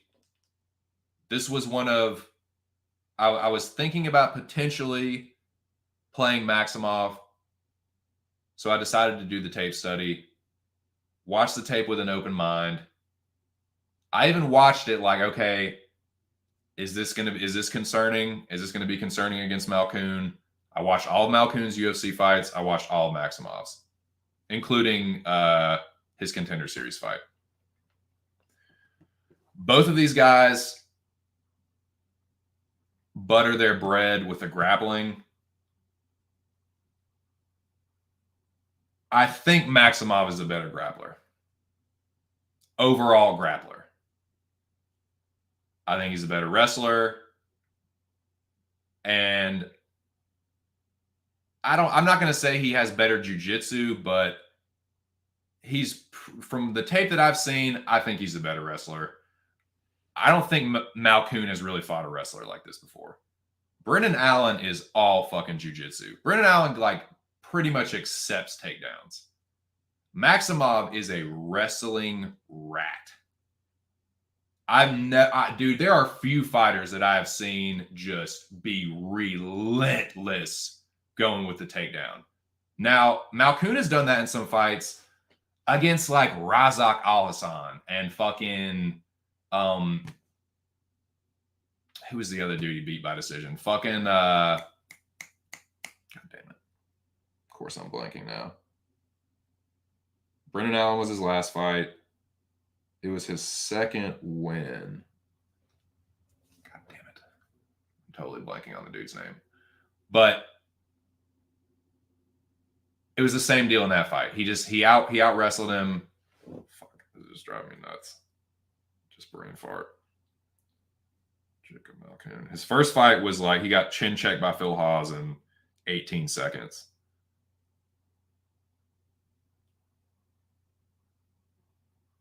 Dobson, AJ, no wonder.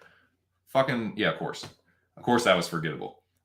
He did the same thing to Dobson. Dobson is not as good of a grappler as Maximov. Maximov is going to out-scramble Malkoon.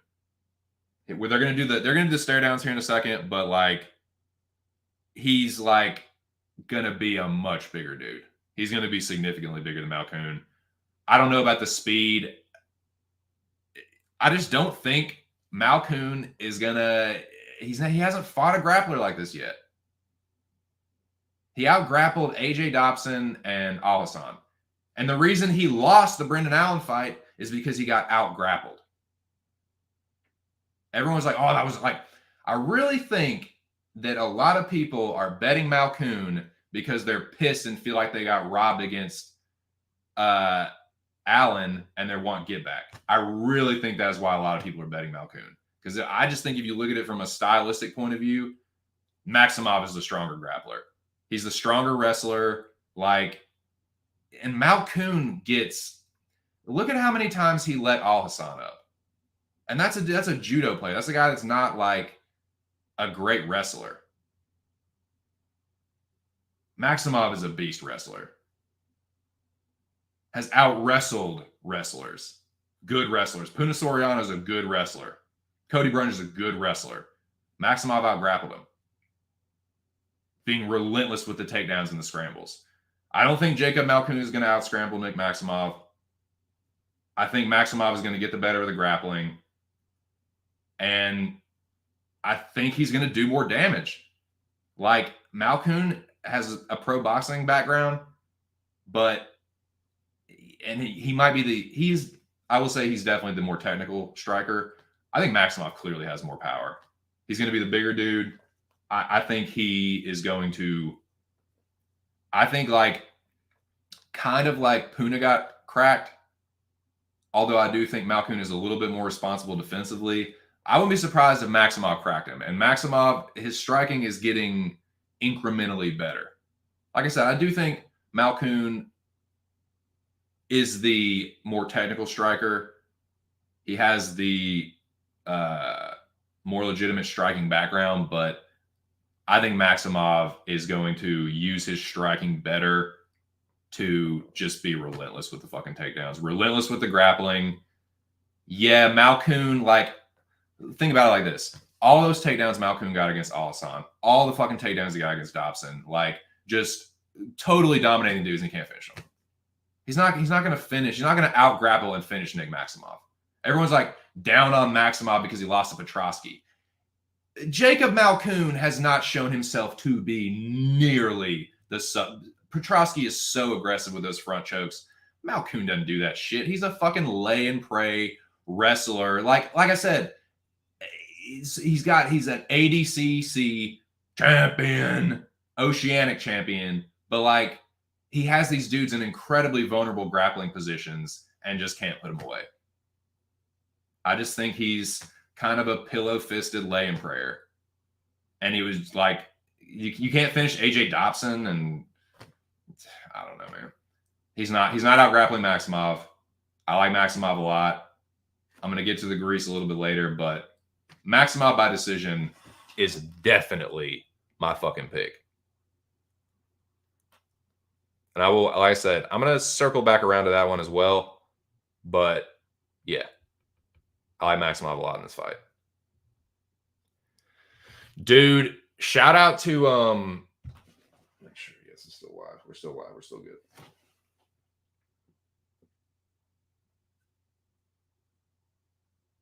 Just make sure. But I'll catch up with the chat.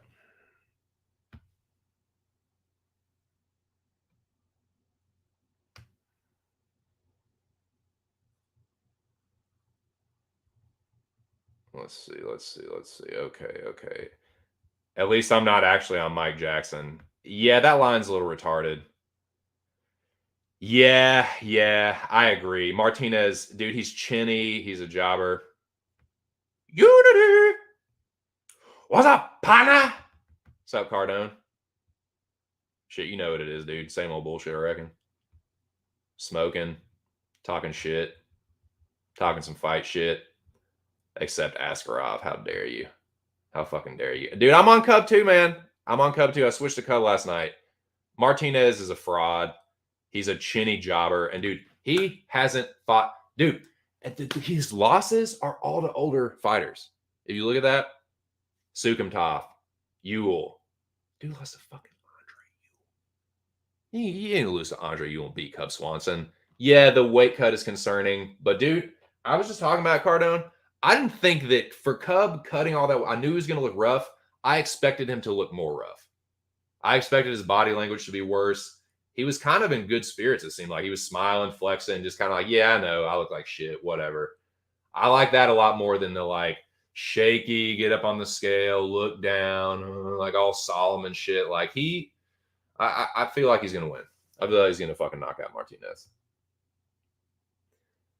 Yeah, we've been getting lucky this year, really. Martinez sucks. I agree. I think he's kind of a fraud. Yeah, same, dude. I'm okay being wrong against fucking being wrong picking Cub, but if I pick Martinez and Cub chinned him, I'd be kind of sick. Yeah, I agree. Bruno Mars versus OG. Tyra sub. JP got this Billy Grappler fucker. Grapple fuck. He can, man. I wouldn't be surprised. Like, I will not be stunned if Cj Vergara wins this fight, but I'm too much of a pussy to bet it. But he's not a bad dog. You know, Clint, some of his bets get criticized, but I actually don't think Cj Vergara is a terrible bet. Damn. Definitely on perp. That's what I'm saying, man. I think it was a purposeful weight miss. Roulette number 24. 24 black. Beating K. Hansen means nothing in 2020.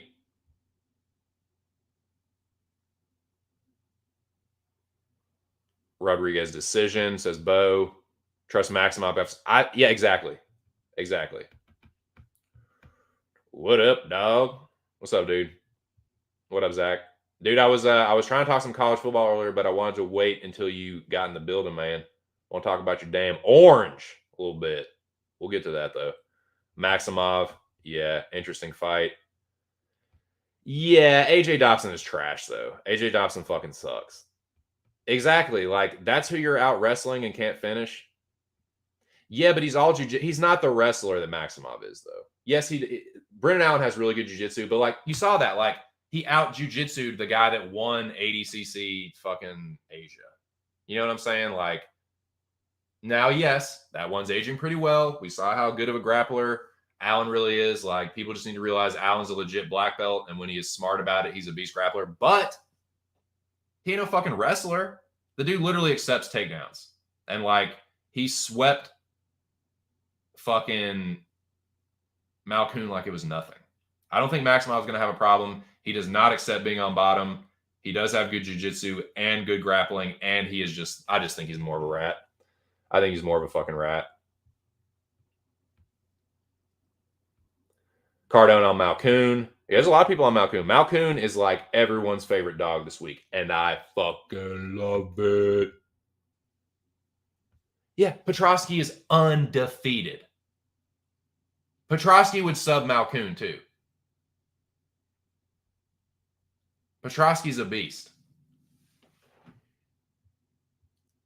Yeah, they're both wrestling rats, and I think Maximov, again, like Noah said, he's proven it against that he can out wrestle wrestlers. Malkoon is out wrestling like judo strikers and fucking whatever the fuck AJ Dobson is, the mixed martial artist. It's like Maximov is a way better wrestler than those guys. He's a better wrestler than Brendan Allen. He's a better wrestler. He's probably better. I mean, Phil Haas didn't need to use his wrestling. Like Phil Haas might be a better wrestler, but like Phil Haas fucking smoked him. Phil Haas like had to beat the shit out of Deron Wynn to get him out of there. And Deron Wynn isn't the most durable dude. Like, so I don't think that Phil Haas smoking you in 18 seconds is some like, oh, what it is, Phil Haas. Like, Phil Haas is a jobber, you know? So, whatever, man. I think Maximov has the way bigger upside. He's 24 and getting better. Malkoon, like, is what he is at this point. I think, like, he gets a lot of push and love because he's Robert Whitaker's wrestling coach and his training partner or whatever. And so that kind of cock smoking kind of, like, rubs off. And y'all know me, I am no fucking Diaz Army representative, but like, I just like Maximov more in this fight. I think he's going to out wrestle him. I think he's going to out wrestling rat him. So that's my 2 cents on that one. Let's move along. Dude, shout out to Bo Jackson. I agree with Bo that Asuncao is live, but I'm still going to go with Henry. I think that Henry's no spring chicken, though. A lot of people think Henry is some, like, young prospect. The dude's 35. But I will, at the pace that he fights at, I will trust that a 35-year-old fighting at that pace more than a 40-year-old trying to keep up with that pace. Asuncao, if this was 10 years ago, Asuncao smokes him. Henry has lost to jobbers before, dude. Like, he has dropped decisions to jabronitos. So I do think Asuncao is live. It would not stun me at all if he won this fight. But I'm going to say that I'm going to say it's a close fight too. And Henry starts to overwhelm him in the third and just kind of breaks him. But I don't know, dude. Like, Asuncao, this is a weird one. I think the line is too wide. There's no way. I thought about maybe Henry, but it's like, I don't know, dude. Asuncao is definitely better than anyone he's fought. He's lost to way worse people than Rafael Asuncao. So I stayed the fuck away from it, but I'm going to pick Henry just because he's a little bit younger and the way he fights, forcing Asuncao to fight at that pace, I think will be the path to victory for him. And I think he'll eventually wear him down. Mana Martinez versus Brandon Davis. Picking Mana Martinez, feel even better about it after the weigh-ins. Davis looked like shit. I think, I don't know, dude. I say I don't change thing. I'm going to leave it by decision. Won't surprise me at all if Martinez finishes him. Yeah, Martinez is not the most durable guy, but Brandon Davis ain't no fucking knockout artist, dude. Are you kidding me? Yeah, I got Martinez in that one. Now, I haven't been hiding this one. Serkinov, yeah. He won't be as drained at 205 as he is at 185, but dude, he gets chin checked at 205. He's not even durable at 205, though. So I don't think the fact that he's moving up is going to help him. I don't like when fighters move up, move down, move up, move down. Pick a fucking weight class. Pick a fucking weight class. Because what that tells me is you do not have confidence in yourself. You don't have confidence in yourself in this class. You don't have confidence in I'm losing. I'll change classes. Losing. I'll change back. Losing, like you're just hopping back and forth and losing. That tells me he's not there. Physically, I know that motherfucker's not there. He's chinny as fuck, and he is a quitter. The dude has folded up so many fucking times. So it's not like he just fucking goes out on his shield and fights like a dog. No. He either gets chinned outright or the first sign of adversity, he folds up. He's a front runner. He's a one-round fighter. He's kill or be killed. He is getting, quote unquote, killed in this one, dude. Minifield by first round knockout. I liked what I saw in Minifield this week. He looks lucid and there, focused. He looked healthy on the scales. I thought he looked pretty damn good on the scales. Misha did too, but Misha is old and chinny and slow, and he's getting fucking slumped. So yeah. Got a little grease on that too. Todorovic and Jordan Wright. This one, dude, this is going to be a sweat. I like Dushko, but I am going to be sweating the first round of this fight. Real bad, because Jordan Wright is so fucking aggressive. And I do not always like Dushko's striking tendencies in the clinch. I do not like the way, especially in the middle of the octagon, where Jordan Wright has space to fucking... Jordan Wright is an underrated kickboxer. Like, the dude has a really good tie. Like, Jordan Wright has a kickboxing background. Like, he started out as a striker. I've seen him in kickboxing fights where he just fucking smokes people. So he's a glass cannon, but the cannon shit is for real. And if Dushko just like is doing that half-ass lackadaisical clinch, I'm worried about him getting knee knocked out. I don't think he's going to get elbowed like he did against Chidi, but I'm definitely worried about the first 2.5 minutes of this fight. Wright does not know how to pace himself. He comes, even in the Pickett fight, he was going so fucking wild, and Pickett just sucks. But Dushko is a better fighter than Pickett. I think that after the first 2 minutes, Dushko will settle into the fight, and he will show himself to be the better fighter. Like, I think Dushko is overall the better striker, definitely the better grappler. I think he probably gets right to the ground. And, dude, he's a grappler, but he's a dude that likes to get into dominant top position and rain down ground and pound. His ground and pound is very aggressive. Wright is another guy that I think once he gets put under that serious adversity, once he's blown his load, so to speak, and that adrenaline dump happens, I think Dushko's going to put him away. So I got Dushko by second round knockout. I could also see Dushko finishing him at the end of the first round, but I'm going to be worried about that first couple minutes, dude. Wright is so fucking aggressive, and Dushko, he can kind of get that deer in the headlights look going on. And, like, I really don't like his tendencies in the clinch, and that's where Wright is really dangerous. So I'm kind of just like, oh, I don't know.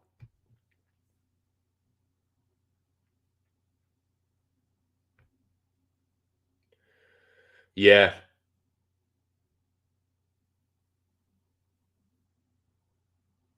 Yep. Exactly, dude. So I want him to just wrap him up and take him down. Do not play that fucking over-under overhook, like that fucking 50-50 position in the clinch. I really don't like what Dushko does there.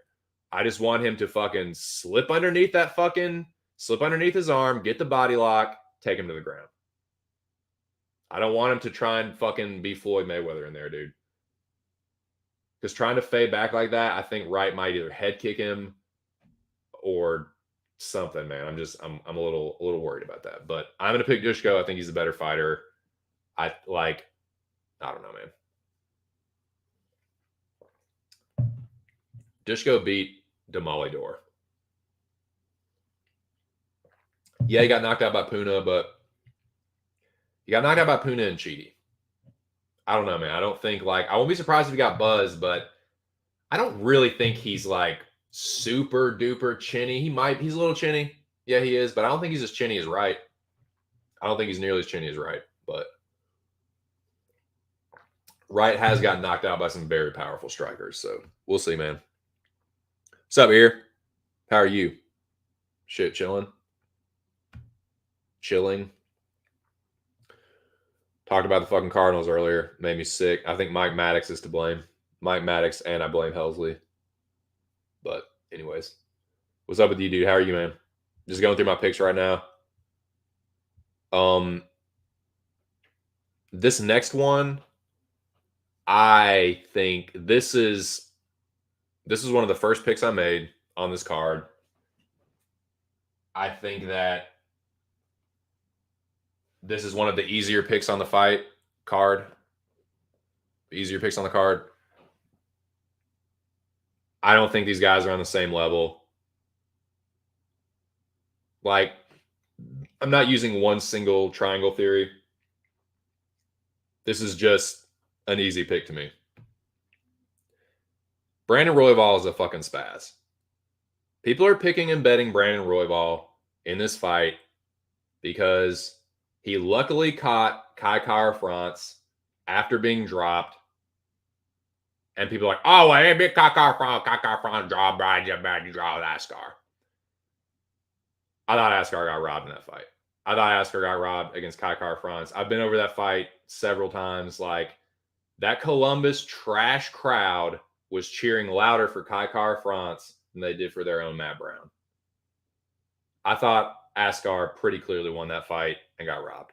Now, I think that, and like I said, that's right when Russia invaded the Ukraine. There was a lot of anti-Russian fervor out and about, so I think that contributed to it a little bit. Anyways, Askar Askarov is the way better fighter. I know people are getting real tempted by that plus 200. Or Royval plus 200. Royval should never be plus 200. Like, shut the fuck up. Askarov beat Pantoja. He beat Moreno. I thought he clearly beat Kai Kara-France. It was a competitive fight, but I thought he pretty clearly won. He's a better grappler. He's a better striker. He's smarter than Royval. He paces himself better. He's got better cardio. Literally, Brandon Royval's path to victory is a spazzy, spinning elbow, spinning back fist. That is the only way he's winning this fight. And it's not going to happen. Askarov is going to take this dude to school. I wouldn't be stunned if he finished him, but I'm going to say he just styles on him and just shows himself to be the way. I think he's just going to play with his food for 3 rounds, make Royval look stupid. He's going to be flopping around on the bottom like a fish, getting control, getting smashed. Like, I think Askarov's going to fucking toy with him. That is just one of the easier picks of the card to me. I think Royval is not on Askarov's level. Askarov is one of the better flyweights. Brandon Royval is a fun action fighter that is shown to not be the goods, in my opinion. I think he's a popular fighter because he's a weird, kind of nerdy, like, he gets a lot of the little guy underdog shit, and like everyone loves betting Royval as an underdog because he goes, Kara-France. Yeah. Yeah. That was a fluky, lucky ass win. He's shown that he's not that dude consistently. He's not catching Askar. Askar's too savvy. He's going to take care of him.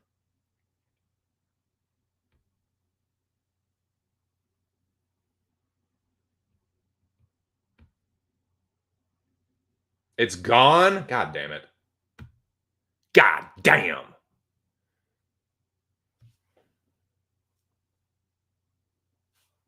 Are you on recording? No, dude. Don't even ask that fucking stupid ass question. I've literally been like interacting with your comments. Duh. Come on, bro. Fuck, man. That's bullshit. God damn it. Yep. Well, I didn't see either of them weigh in, so I guess that makes sense. God damn. Well, fuck me. Yep, that's going to change some things. Got to rearrange some things now. Got to rearrange some things. Fuck. God damn it.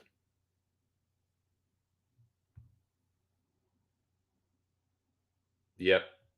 Dude, that was a parlay anchor for the ages, man. Fuck. That really pisses me off. All right. Jonathan Martinez, like I said, I'm switching to Cub Swanson, man. I think we were just talking about it. Martinez, I think he's a fraud. I think can only be jobbers. And Swanson, if you're going to say he's a jobber, he is a high-end jobber. And if he loses to Jonathan Martinez, it will far and away be Cub's worst loss. Definitely his worst loss in the UFC. and he's been in the UFC a long fucking time. This is a step down for Cub in competition, and it will by far be his worst loss. I think Swanson's going to beat him. Matter of fact, should I do it? Should I throw a little something on Cub? Thinking about it. I'm thinking about it. Really thinking about it, dude. I don't know, man. I don't know. We'll see. Truth be told, I don't have that much. I'm not betting that much this weekend anyway, but I don't have that much on UFC. Most of my action is on boxing. But maybe this will change some things. It looks like we're getting ready to stare the guys down, though. Here we go. Stare down's coming, boys.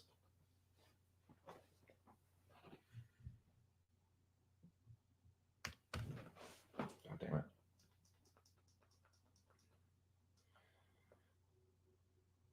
God, Mike Jackson's such a clown. What a fucking goof. You're getting chin checked.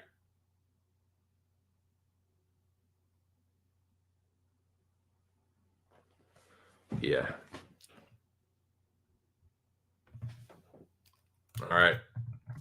Vergara and Tyra. Let's see how he looks. Yeah, dude. CJ is like, I thought Tyra was going to look a lot bigger.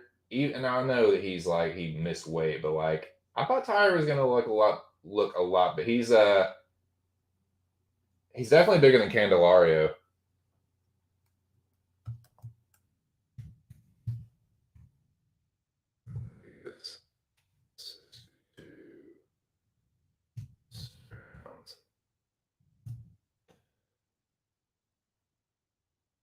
So Sam Hughes and Pierre Rodriguez. Sam Hughes a little bit bigger, a little bit taller.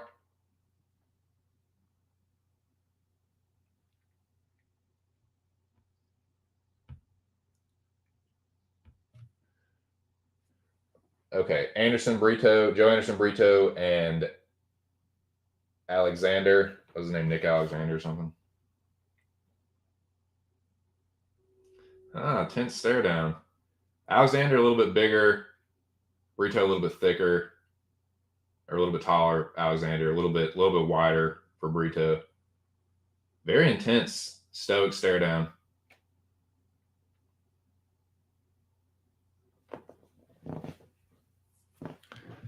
All right, Malkoon and Maximov. Yeah, I told y'all Maximov's going to be bigger. Like, he's not like towering over him, but he's bigger, man. He's definitely bigger. He's a big dude. Let's fucking go.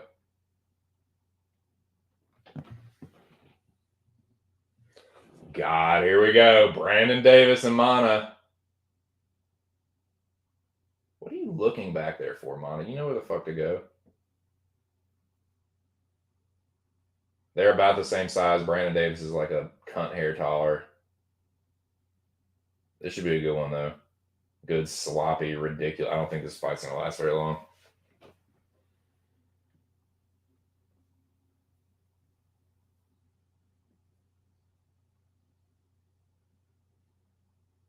I might just fucking scrap that parlay altogether. I don't know, man. That just pisses me off.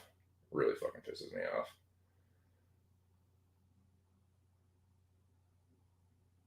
All right, Misha a little bit taller. Minifield definitely thicker. That's not a question. All right. Henry and Sunsao. Here we go.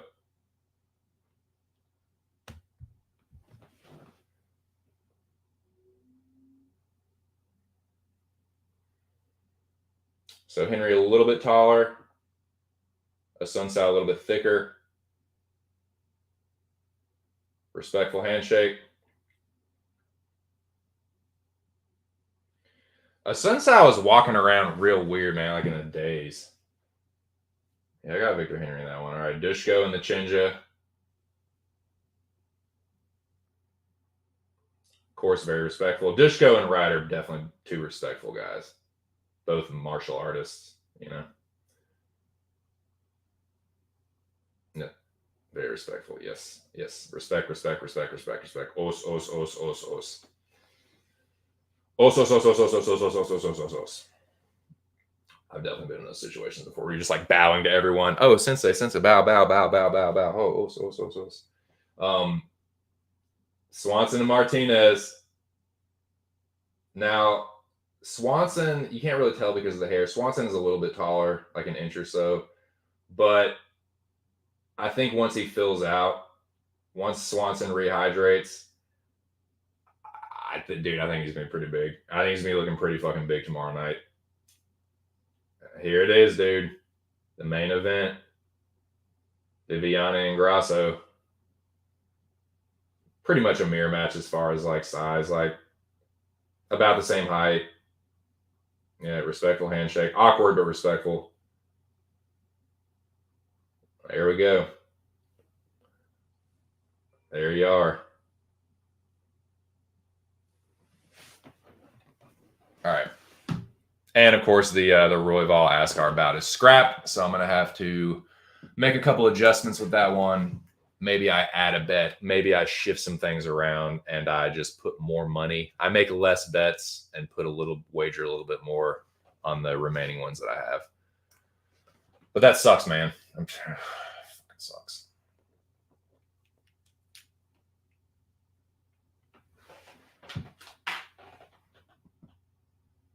All right.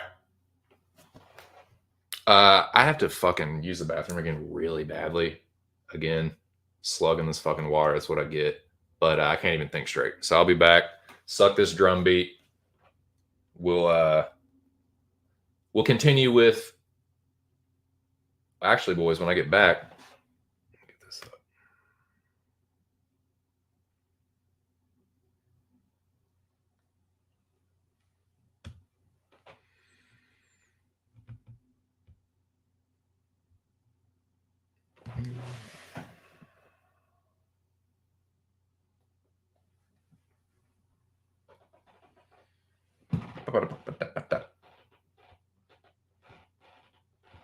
Y'all hear that old recliner squeaking? All right.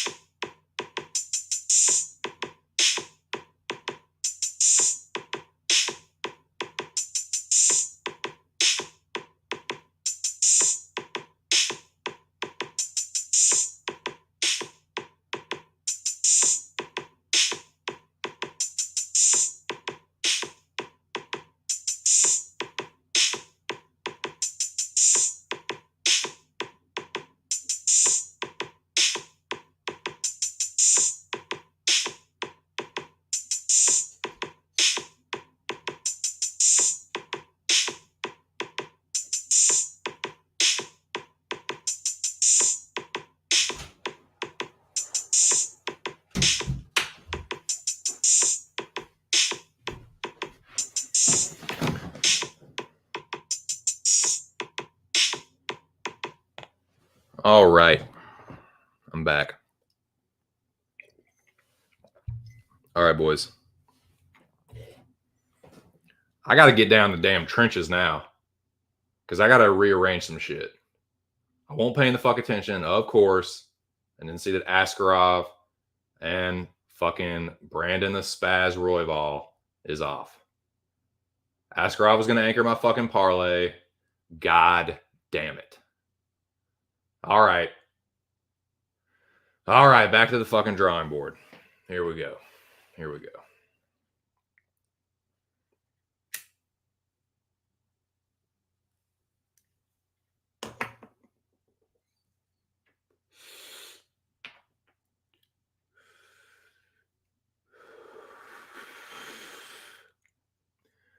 What to do with this little three-legger? What to do, what to do, what to do.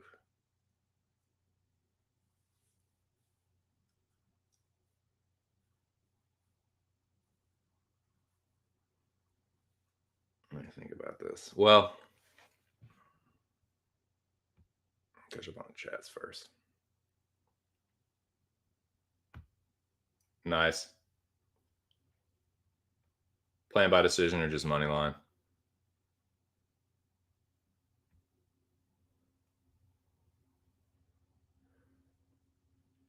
Yeah, big. Exactly. No chin, though.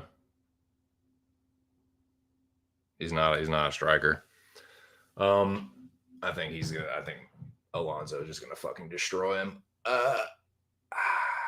So what am I gonna do now? Fuck. Yeah, I definitely like Caleb Plant to win. So let me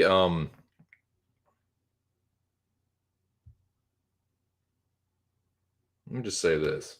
I mentioned this before, but most of my action is going to be centered around pugilism, boys. Fisticuffs. Pure fist fighting. Boxing is what I'm talking about. Now, before we get into this,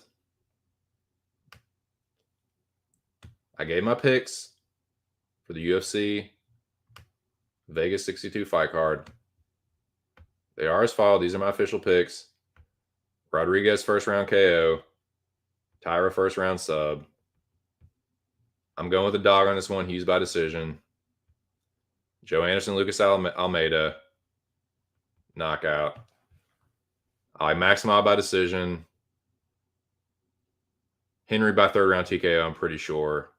Pretty sure Martinez beats Davis. Alonso by first round KO. I'm about to talk about that one. Dushko and Jordan Wright.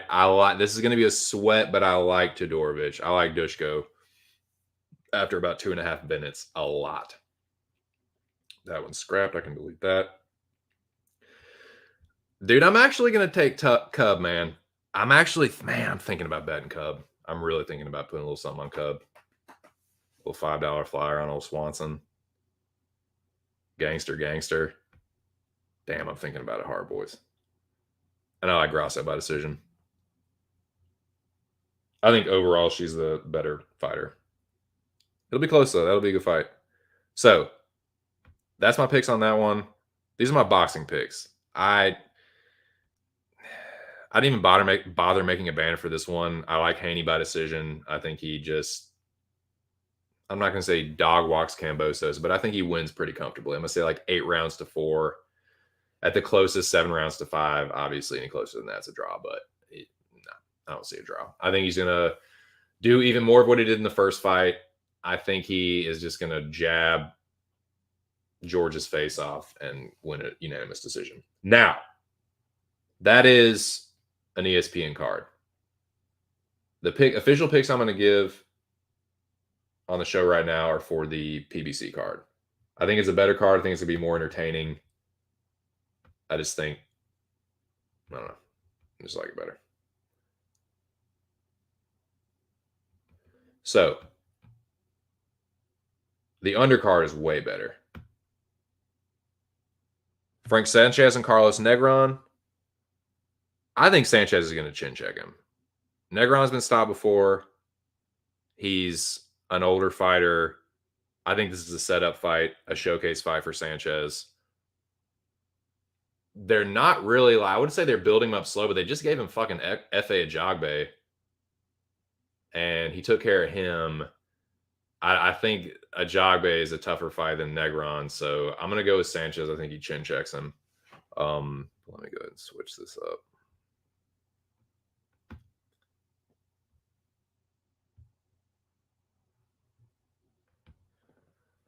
But yeah, I agree with Ear. I like Plant by decision. I think he's just going to dog walk Durrell. I think he's just going to style and profile, get on his bike, stay on the outside, stick and move, jab his face off. Now, I wouldn't be surprised if Plant put him away late. Durrell is, I'm not going to say he's totally shot, but dude, I don't know, man. I like Plant very comfortably in this fight. I don't know if I can get to the money line. I'm just worried if I parlay him by decision that he might knock Durrell out late. But I think Plant by decision is a pretty good look. But these are just my picks. Like I said, I like Sanchez by KO, Plant by decision. And I've been talking about this a lot the last couple of weeks. As soon as I really saw this fight announced, Wilder's going to smoke Helenius.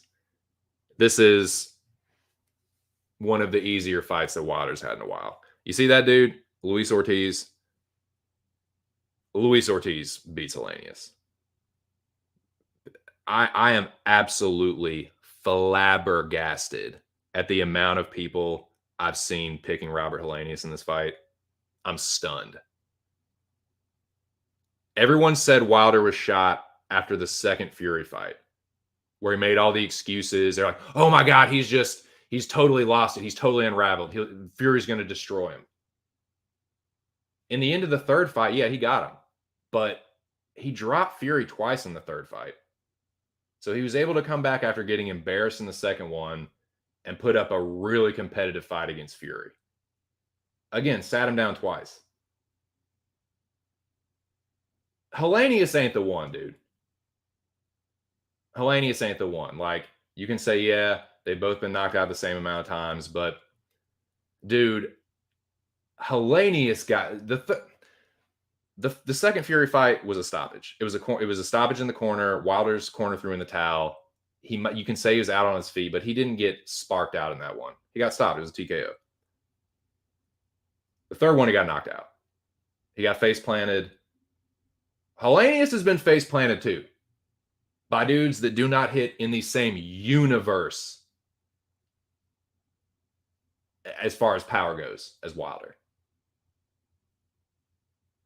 Like, if you go back and watch the Gerald Washington fight, or you go back and watch the Johan Duhaupas fight, dude, they both get him with single punches and their right hands. When Wilder lands that right hand, he is going down bad. And he's going down early. I'm stunned at the amount of people that really think Helenius has a shot. I know it's just shade on Wilder. Some of it he deserves from his behavior in the second Fury fight, but like a lot of it is just fucking hate, dude. Wilder is consistently one of the most underrated heavyweight fighters. I think he's the second best heavyweight on the planet. I think he chin checks Anthony Joshua. I think he fucking chin checks Dillian White. Him and Joyce will be a good fight. Him and Ruiz will be a good fight. But Robert Helenius is not on that level, dude. Like, Gerald Washington one-punched him. Like, sparked him out. He fell completely backwards, couldn't catch himself, and his head just like the bottom rope caught his head, and he just sat there. Eyes open, motionless. Just rocking, back of his head rocking back against the ropes. Wilder is going to put him away in devastating fashion. Like I said, this is a setup fight for Wilder. He's not going to come back. He's on the comeback trail. You don't like, everyone's like, Helenius is a hard fight. Like, Helenius is a sparring partner, man. Like, he knows Helenius' tendencies. Helenius is older, slower, chinnier, not nearly the same. Like everyone says Wilder's like Wilder has decent defense. I'm not going to say he's a defensive mastermind, but he is more defensively responsible than Robert fucking Helenius. He moves his head more.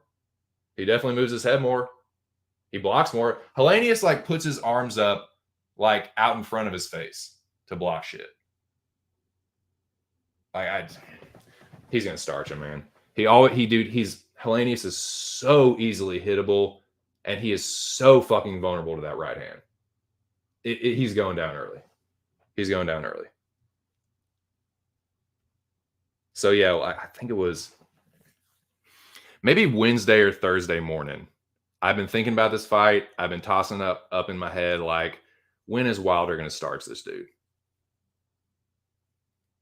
And then I woke up. Yeah, it was either Wednesday or Thursday morning. I woke up and I just heard third round. So I'm going with the third round knockout. That's just what my instincts are telling me. I think he takes a couple rounds,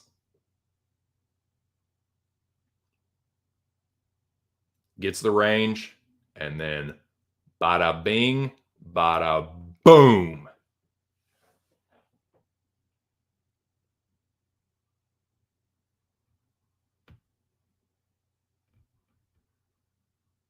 Look at that shit. Look at that. That's Luis Ortiz. Luis Ortiz, the slick, tricky Cuban boxer. He's got his guard up. He's being defensively responsible right there. You see that? Ortiz has his guard up to block the right hand, and Wilder punches right through it. Wilder has a really educated right hand. He knows how to land it on people. He lands it on everyone. He's going to land it on Helenius and starch him out very early. I'm thinking third round.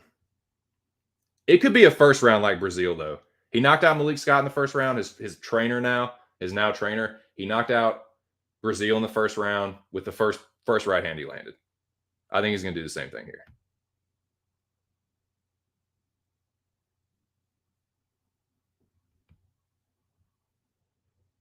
Yeah, I don't give a fuck about those fights. The Marquess of Queensberry rules. Yes, sir. The sweet science. Nice.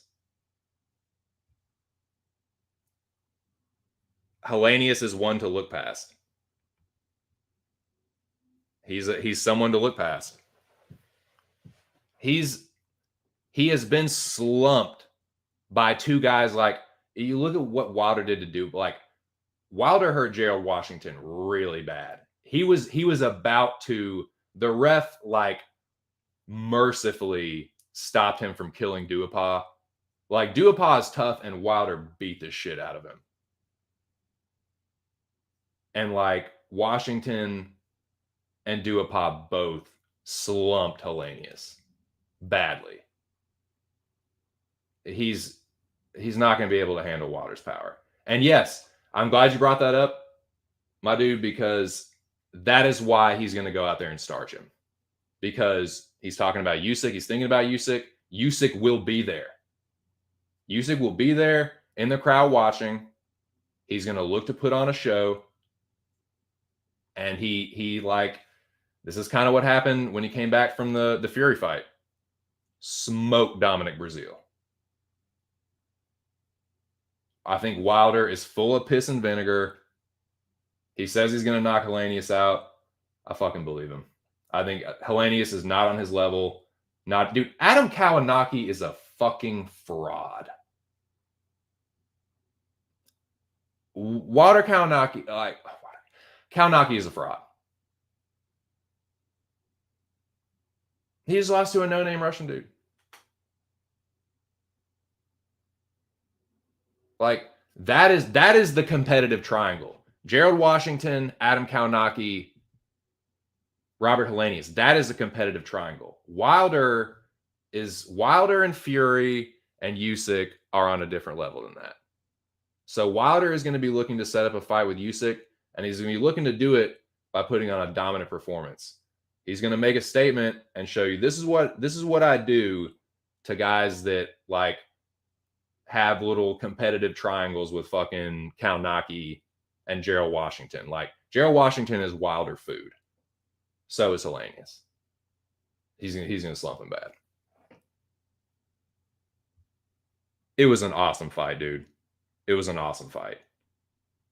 Wilder has dropped Tyson Fury 4 fucking times. Y'all realize that? Tyson Fury's the best boxer, heavyweight boxer. Wilder sat him down 4 times. He catches everybody. He's going to catch Helenius. Helenius has terrible defense and a dodgy as fuck chin. Very easy to hit. So, yeah, I think it's a setup fight. So, let's get greasy. Let's get greasy, boys. Those are my picks. Now let's talk about the bets. Since we're on boxing, no, switching back.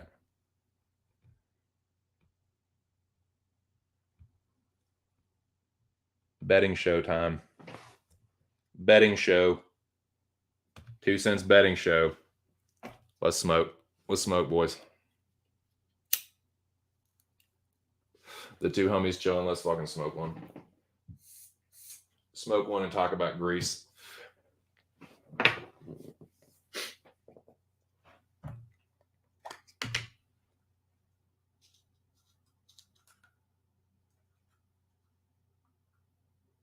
Once again, shout out to my fake sponsors, Nature's Heritage and Kind Tree, for growing this Gelato Margie and White Widow, respectively.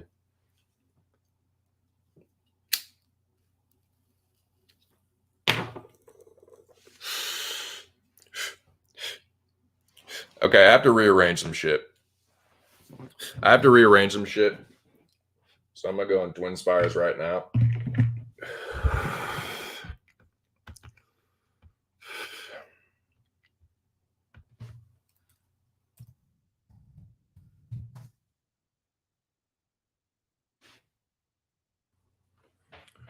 Twin Spires is the only sports book that I can use.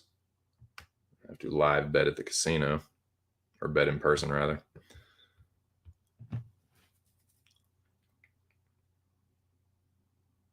This better be the right one. I think it is. I think we're in business. Yes. We're in business, boys. We're in business.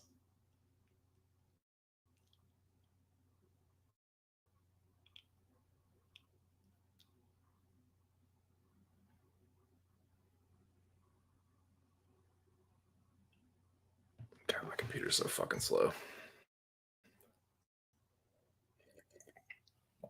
Yes, with the Askar fight being off,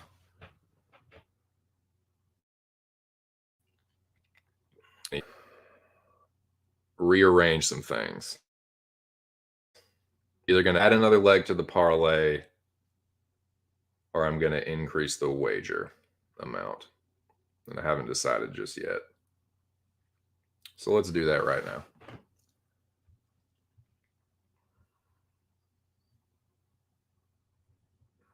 What the fuck?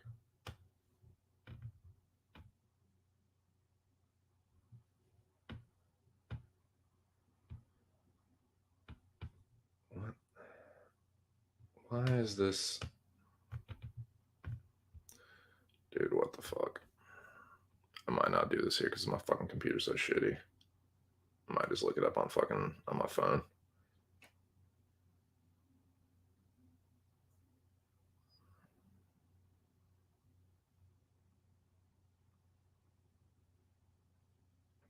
You know, that's what I get. Just trying to provide a little visual aid, and yeah.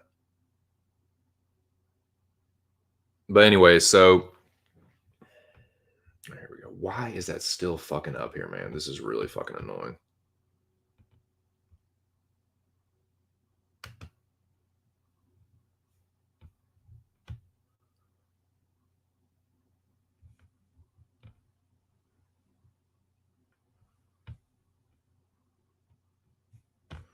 Yep, that's not gonna work. That's not gonna fucking work.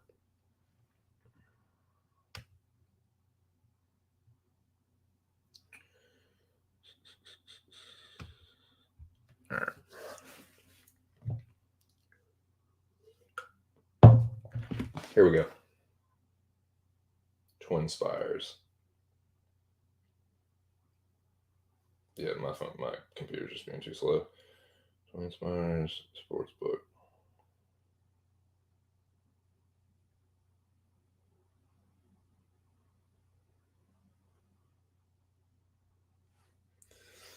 Yeah, it's very irritating, man. Ascar was going to be such a fucking nasty anchor. Pisses me the fuck off. Anyways, now what do we do? Now what are we going to do? Oh, yeah, Nick Maximov. Boom. Nick Maximov is getting parlayed.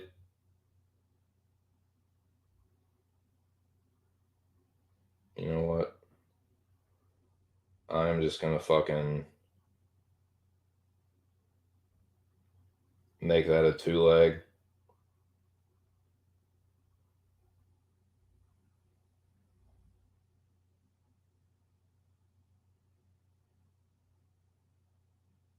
Method. Minifield inside the distance is pretty much a pick 'em. It's minus 106. That's plus 245.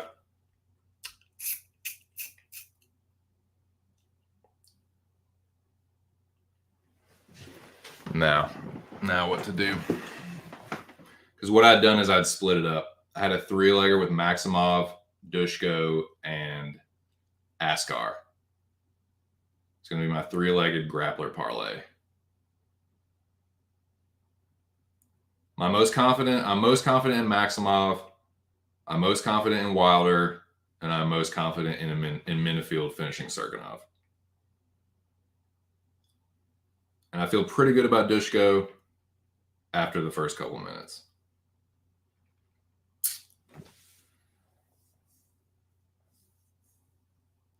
Maybe I make one with this, then I add Wilder to another, and then I make one with Dushko.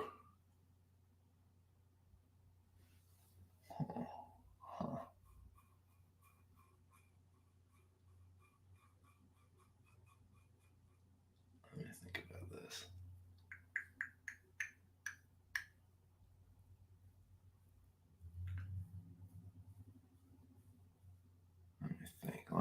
Let me think. Trying to get some grease up in my mind here, boys. Oh yeah. You see the banner, don't you?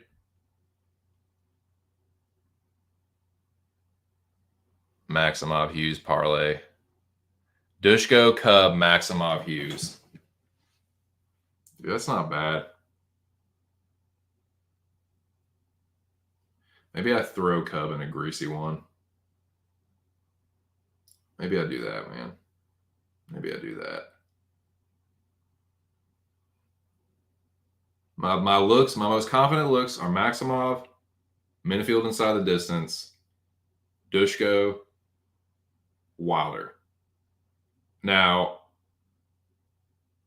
I am going to put this down regardless. Regardless of anything else, I heard that round 3. Yes, I could. It's risky to bet single rounds. I'm not going to do that. But what I am going to do is put a half unit on Wilder rounds 1 through 3.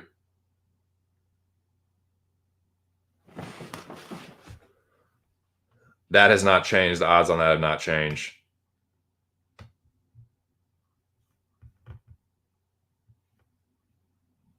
But what to do? I know that. What am I going to do with this fucking UFC shit, man?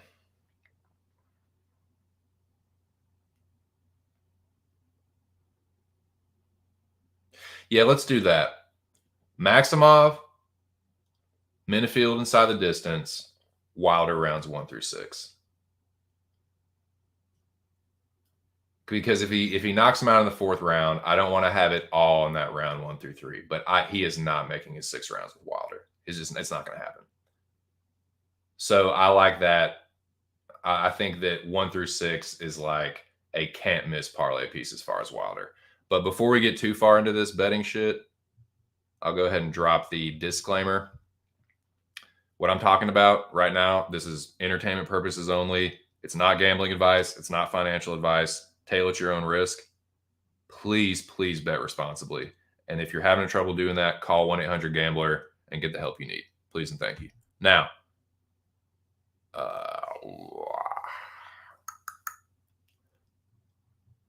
Maximov.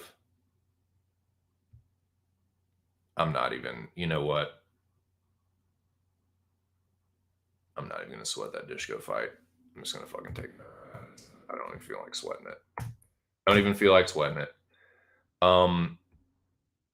Like Askar out. You know, Maximov.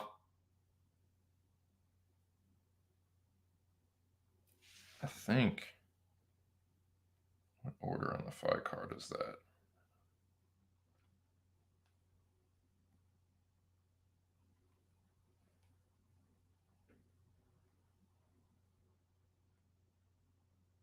It's the main card opener, I think.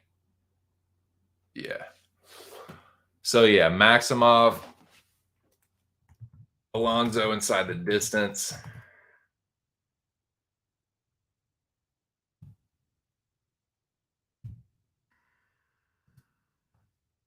And we'll say Wilder rounds 1-6.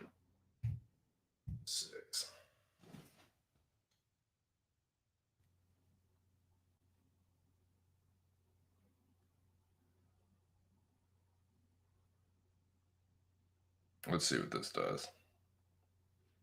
All right, UFC.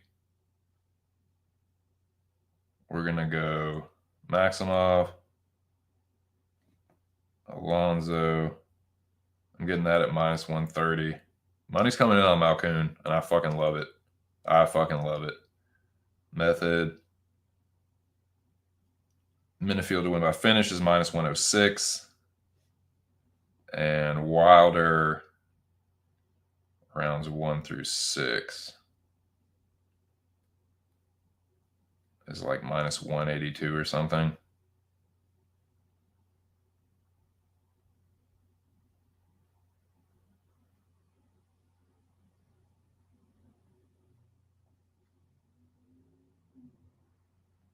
Round and method. Deontay Wilder rounds 1-6. Okay, so that 3-legger is +435. I like that. Yes, indeed. I like that a lot, boys. I like that a fucking lot. Put a half unit on that. Yep, that's going to be an official play.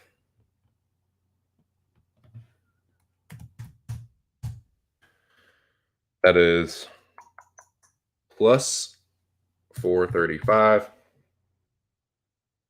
It's going to be a 0.5 unit wager, which units are $10 for me. Don't unit shame me, bro.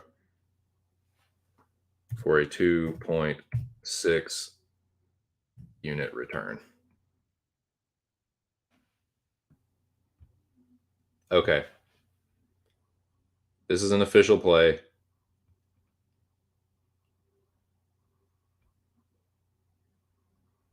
Maximov, Minifield inside the distance, Wilder round 1-6. +435. Put $5 on it. Get close to 30 back. I like that a lot. Now,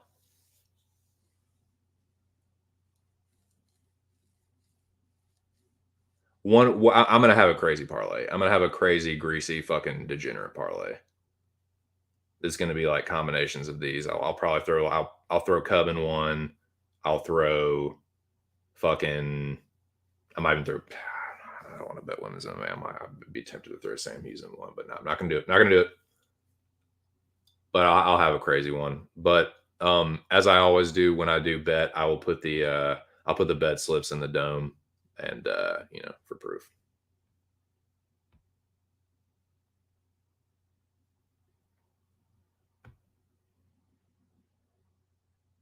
Yep, tailor at your own risk, but best of luck to you.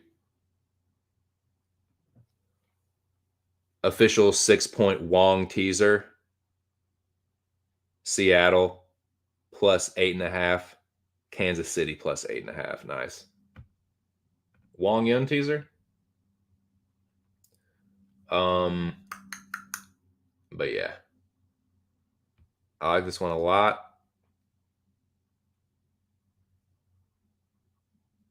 Now, I'm going to have a half unit on Wilder, like I said. Um,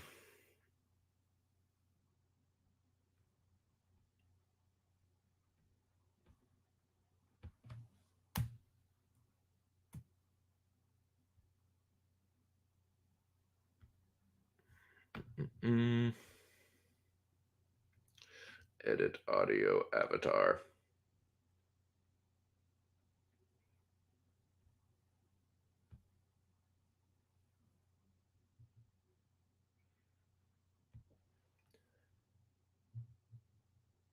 I got a little something on this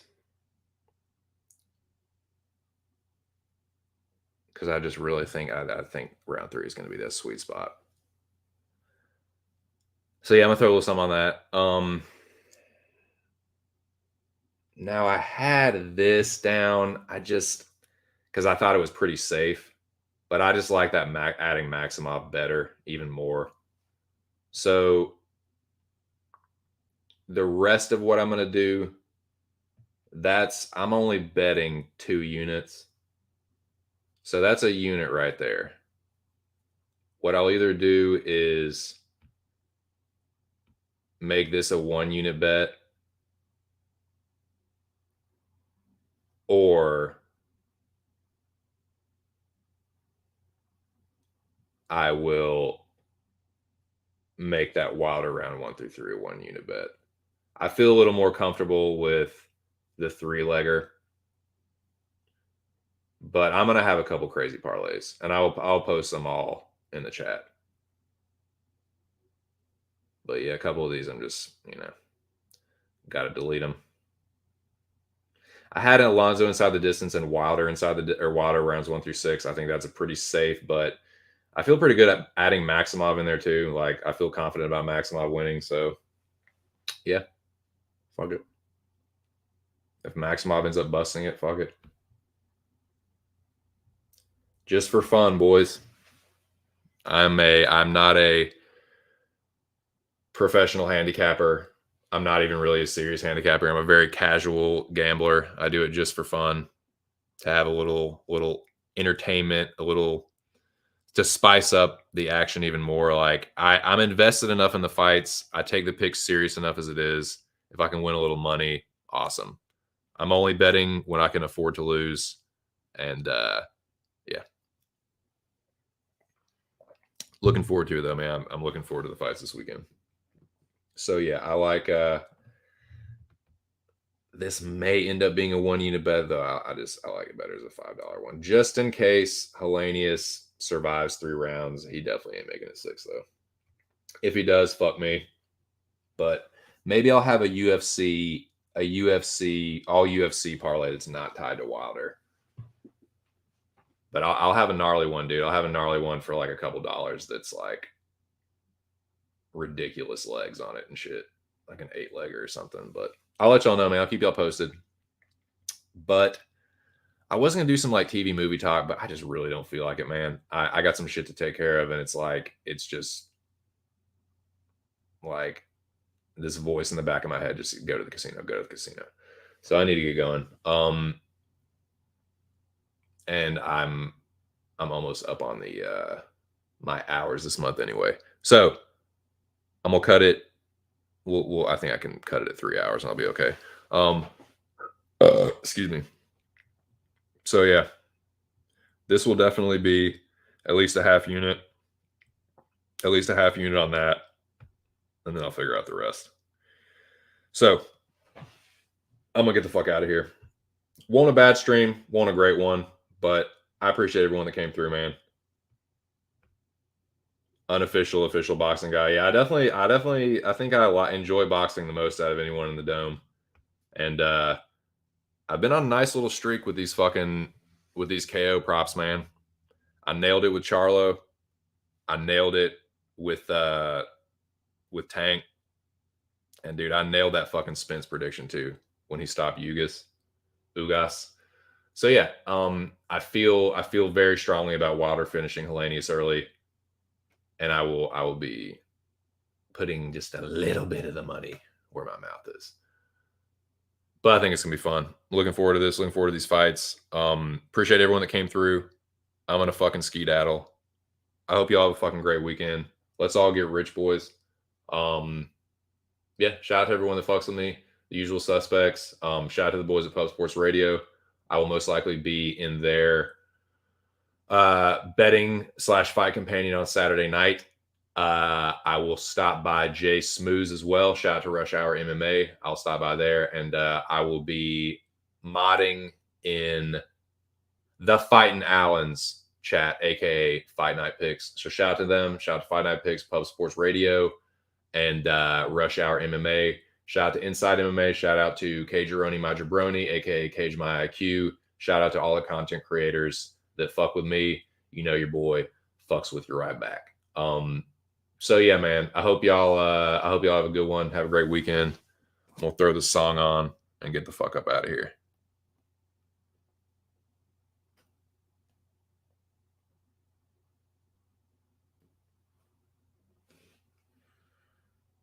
Back to that. My songs, save that. Back to that. Song 5. Let's fucking go. All right. It was another good one.